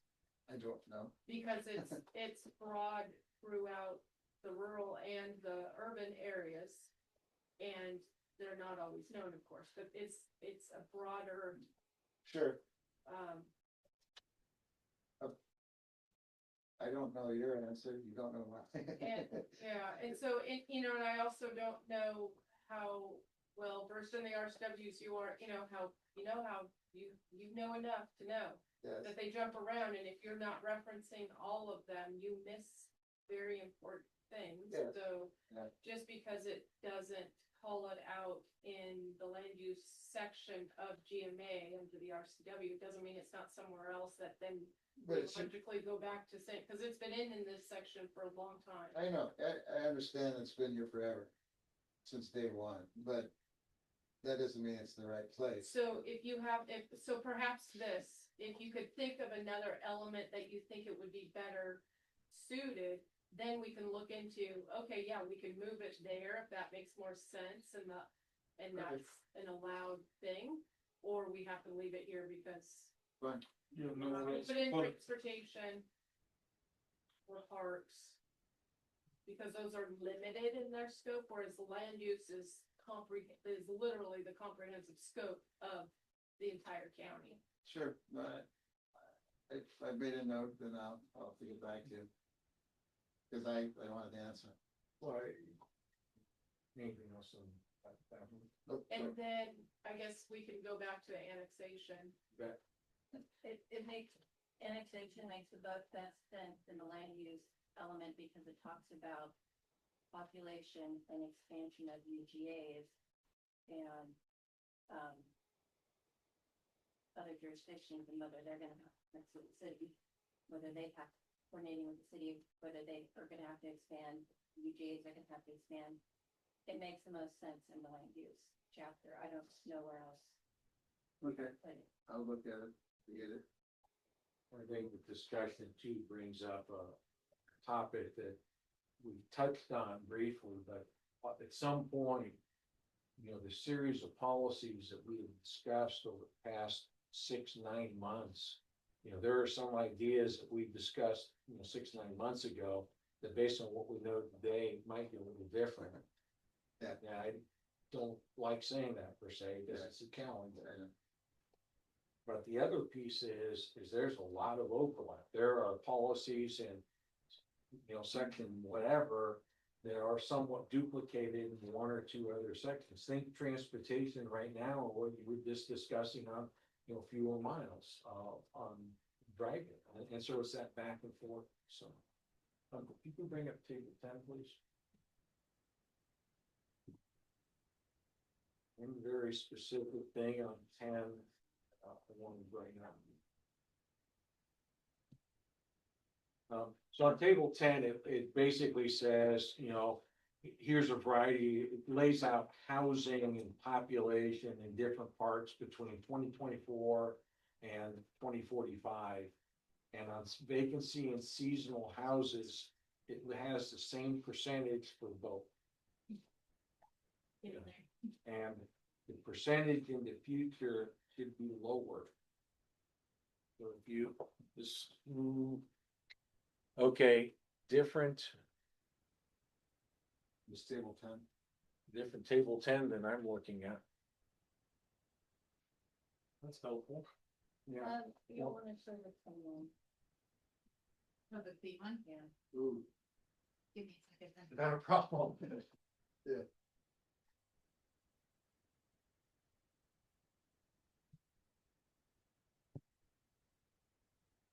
I was gonna say the other. I was just gonna, I'm gonna jump to policies for a minute while we're talking and make a general statement. And that is I think it's in policy 6 in particular, policy 7. There's some very absolute language that's in a couple of the, so the goal says, we will direct growth, basically the places with facilities. Do we truly direct or do we encourage that you go where there's sewer, water, electrical? Because I don't know that we can direct. And That's. my thinking is if we start to take very absolute language and we do not have the authority, are we placing our county in a position to where we have committed to something that we can't do?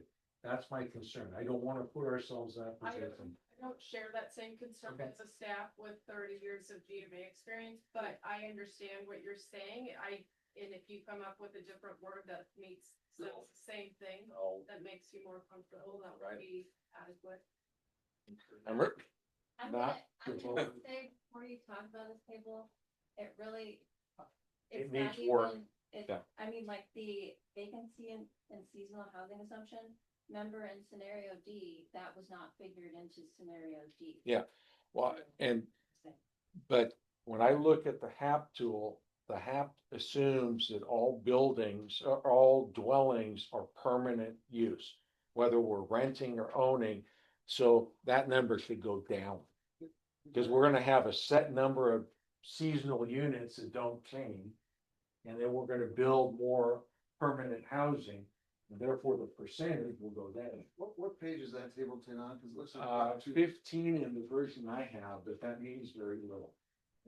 Looks like we have 2 table 10s, yeah. No, that's one of the many challenges, but that's fine, just admin, we can fix that. So. How would you come up with that number? Unless you got. I'm not sure if we even need that row. This table is wrong. Yeah. and it's not worth. I see what it says right now, 2024. I would agree with you, And then, Cam. And 20 years later, it's still the same number. Right, I know, how we. Right, so. Staff is recommending they go. Okay, so, Okay. well, that guy. We come to goal 7. Can we go back to the other? Go where Jeff wants to go. Where do you want to go, Jeff? Page 14 of 45, table 10 there.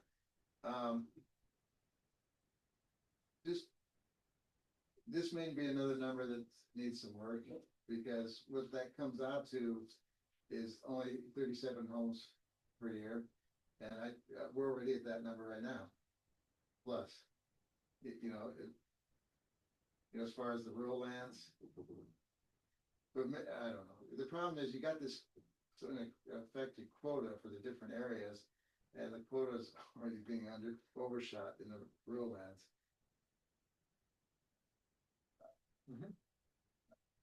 Anyway, I'm just saying it seems low. I guess is the best way to say it. But work it out with the other table 10, please. That'd be my request.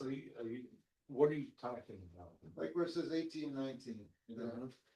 Well, what that works out to is 37 homes per year over the 20-year. Oh, but that's just the preferred alternative. We're directing growth to and like, I mean, to Will's point, we could direct growth all we want, but we do not have control over how people develop their private property. But we want to spend our infrastructure, if the county is going to spend money on infrastructure, we're going to spend it in the urban growth areas. We hope to promote growth there, be efficient there. But you are correct. We have no ability to stop people from developing private property, and if it's owned in the rural area and they want to develop in the rural area, we have no authority to stop them from doing so. No, I'm So with we can't predict exactly, but we have to go through this process, and we have to develop policies that help over time put growth into our urban areas. And we're no longer allowing the subdivisions, and, I think are meeting Allen's goal of stock and sprawl from outside of the urban growth areas. We no longer allow, the dividing, take a 5 acre and you want to divide it into 5 1-acre pieces. We don't allow that. okay, I got that, Cal. Yeah. So then, when we get down into water protection, we get into wire 14, and when we say we're gonna use over 20 years, 3,700 private, Right. that number is way higher than that. Because you're not gonna put no wells in the UGAs. That's correct. And so that, when you're directing growth to the UGAs, you're directing growth to public water systems that have deep water wells and not shallow DE wells. So what I'm saying, so what is this, the wire 14 report where it's coming back and saying they predict there's gonna be 3,700? They're not planned for that? Because that's going off trends. This is a growth management of like, hey, look at the trend. Now, what are you gonna do to try to move your trends in a different direction? Okay. And yet we still have zero control, and so the trends may continue as they are, or they may change into what we are trying to attempt to do by creating policies and spending infrastructure dollars not in the rural areas, for example. Got it.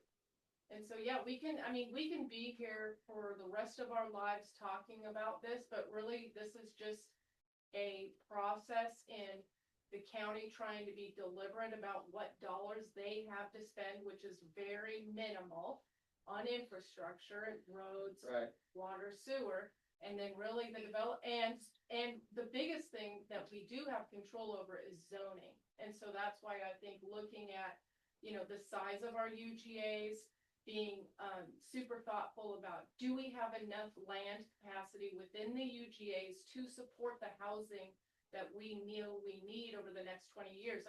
And between you and the consultants and me, we've looked at that, and we could do the math and show, yes, we have more than enough land capacity to put all of our growth in the urban growth areas. Does that mean that's where it's going to go because private people who own private property are going to do what they want? No, But we don't let them subdivide anymore in the rural areas, but I guess, that I'm having to reprogram myself on planning. Planning to me is always both trying to go in the direction you wanna go, but also deal with what's happening. But that's you being able to plan personally for either your personal business or your personal life. As a land use planner in public government who does not own property and can only have certain zoning restrictions and those certain kind of controls, we're trying to direct growth by limiting what people can subdivide in the rural areas and expanding how they can build densely in the urban areas. But that's it, I'll that's try- about my I'll try to you know. put the writing, cause you missed, capacity. you missed my intent, but don't, Okay. but that's fine, don't worry about it. I understand what you're saying, I understand the direction, Okay. I'll try to work in that guideline. Right? Anything? No, he is Go playing around. very well. Go around the table, Bob? Andy? Maybe it's a matter of point. I agree. I think direct's too strong a word. I think accommodate or something like that is a better word. We talked about that before in different areas. Where the county will do, no, the county will have options already. Is it policy 7? Goal 7, Okay. goal 7, sorry. We'll go to policy 7.1. It's down on page 27 on my list. I got 15 pages here though.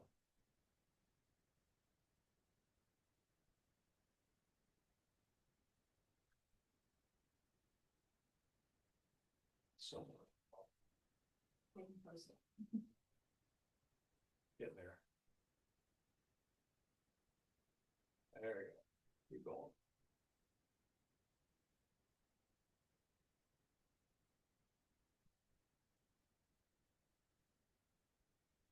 Yeah. Scroll to 7.1. I would suggest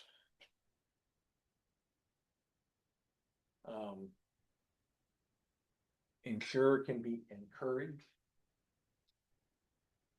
As the directing, by encouraging growth instead of directing growth. Ensure. Seek to avoid, not avoid. Okay, because we can't avoid, we can seek to avoid. Okay, do we have, this talks about levels of service. Do we have that? No. Do we have levels of service in this county?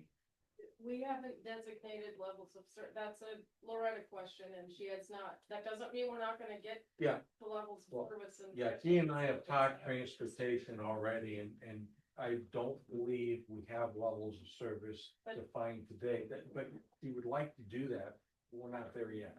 But there, We had levels of service in the original capital village plan, but Loretta, I mean, Okay.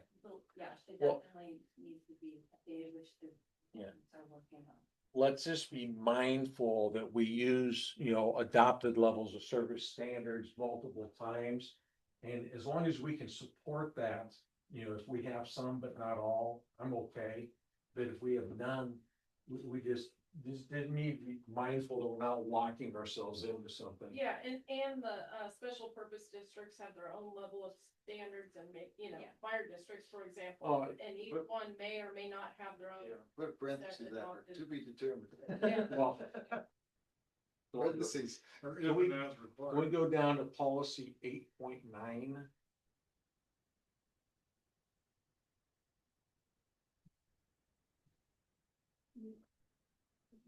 Almost there. There we go. My opinion, this is a long policy. Wait, I go back to 7.3. Oh, all right. I mean, you said what, seek to avoid? We could actually avoid because designation and rezoning is up. Okay, so you're avoids an okay one. You're comfortable with. You This. do have control over Yeah, some if things. if you're comfortable with that and you own that, I'm good. I'm comfortable with it. Yeah. I mean, if a deer runs out in front of me, I'm gonna avoid hitting it.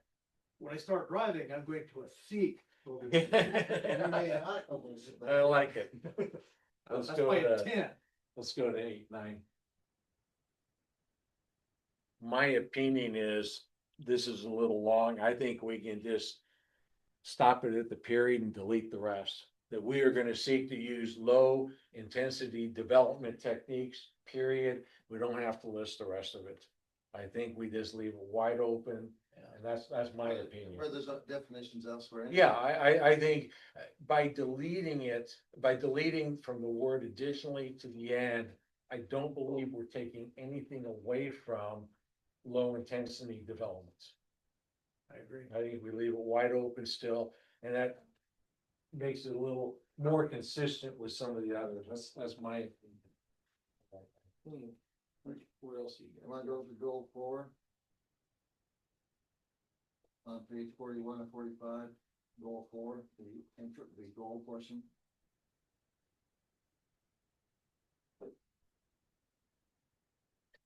To me, it's like we should make this the required infrastructure, not the future infrastructure. Now, it's technical, but Which number? goal 4, third line was the future infrastructure. replace that with Yeah, required? we should require infrastructure. We don't want it to happen if you don't. You're trying to ensure that land subdivision, supports urban density, then you need to require. You need the required infrastructure. In other words, what I'm saying is this. We shouldn't be, in my opinion, we shouldn't be creating subdivisions within in UGAs where we're not provisioning or required infrastructure and at least to date, like in Allen, it's pretty much been required, like when we put houses in, you had to bring the sewer and the water to it. That should be a shall. Should be what? A shall.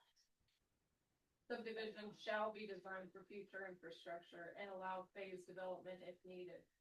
Okay. We have an example of we're doing that in the Shelton UGA and Dunn's Prairie. Okay.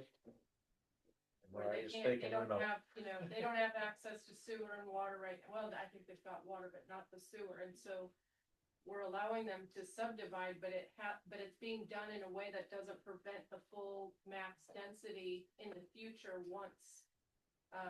That sewer is there.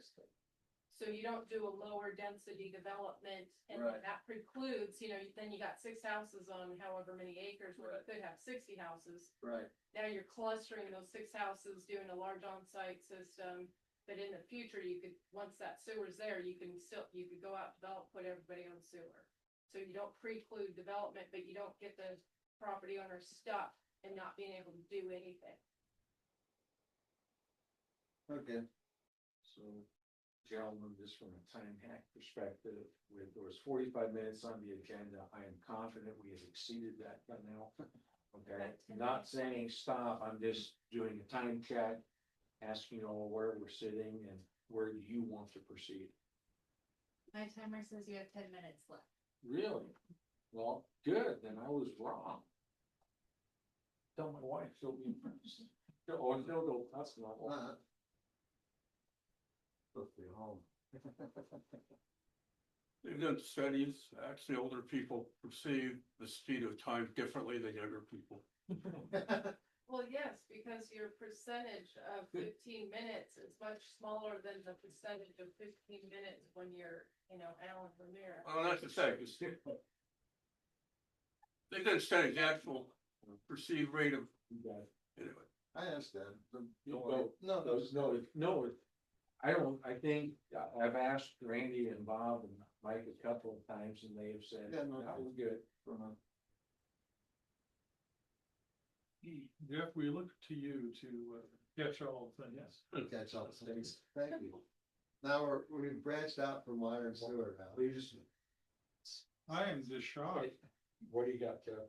Question, page 40, 45, policy 1.5. Should that really be there to me? Isn't that more of a goal, part of goal 3? To promote development which supports multiple forms of transportation and to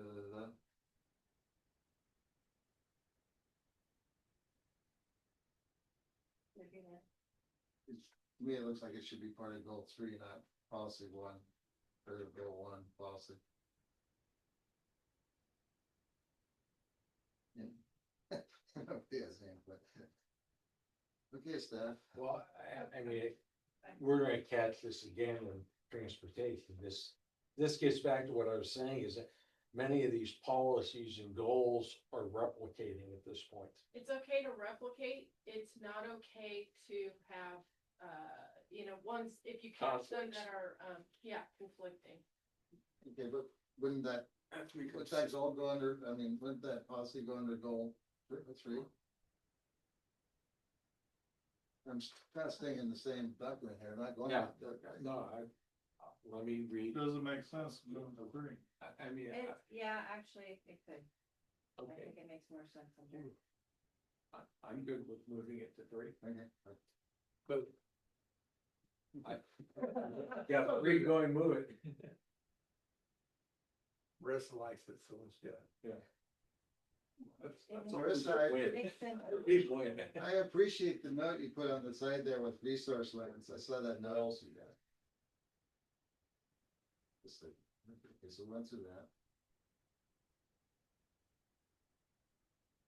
Okay, what kind of answers that?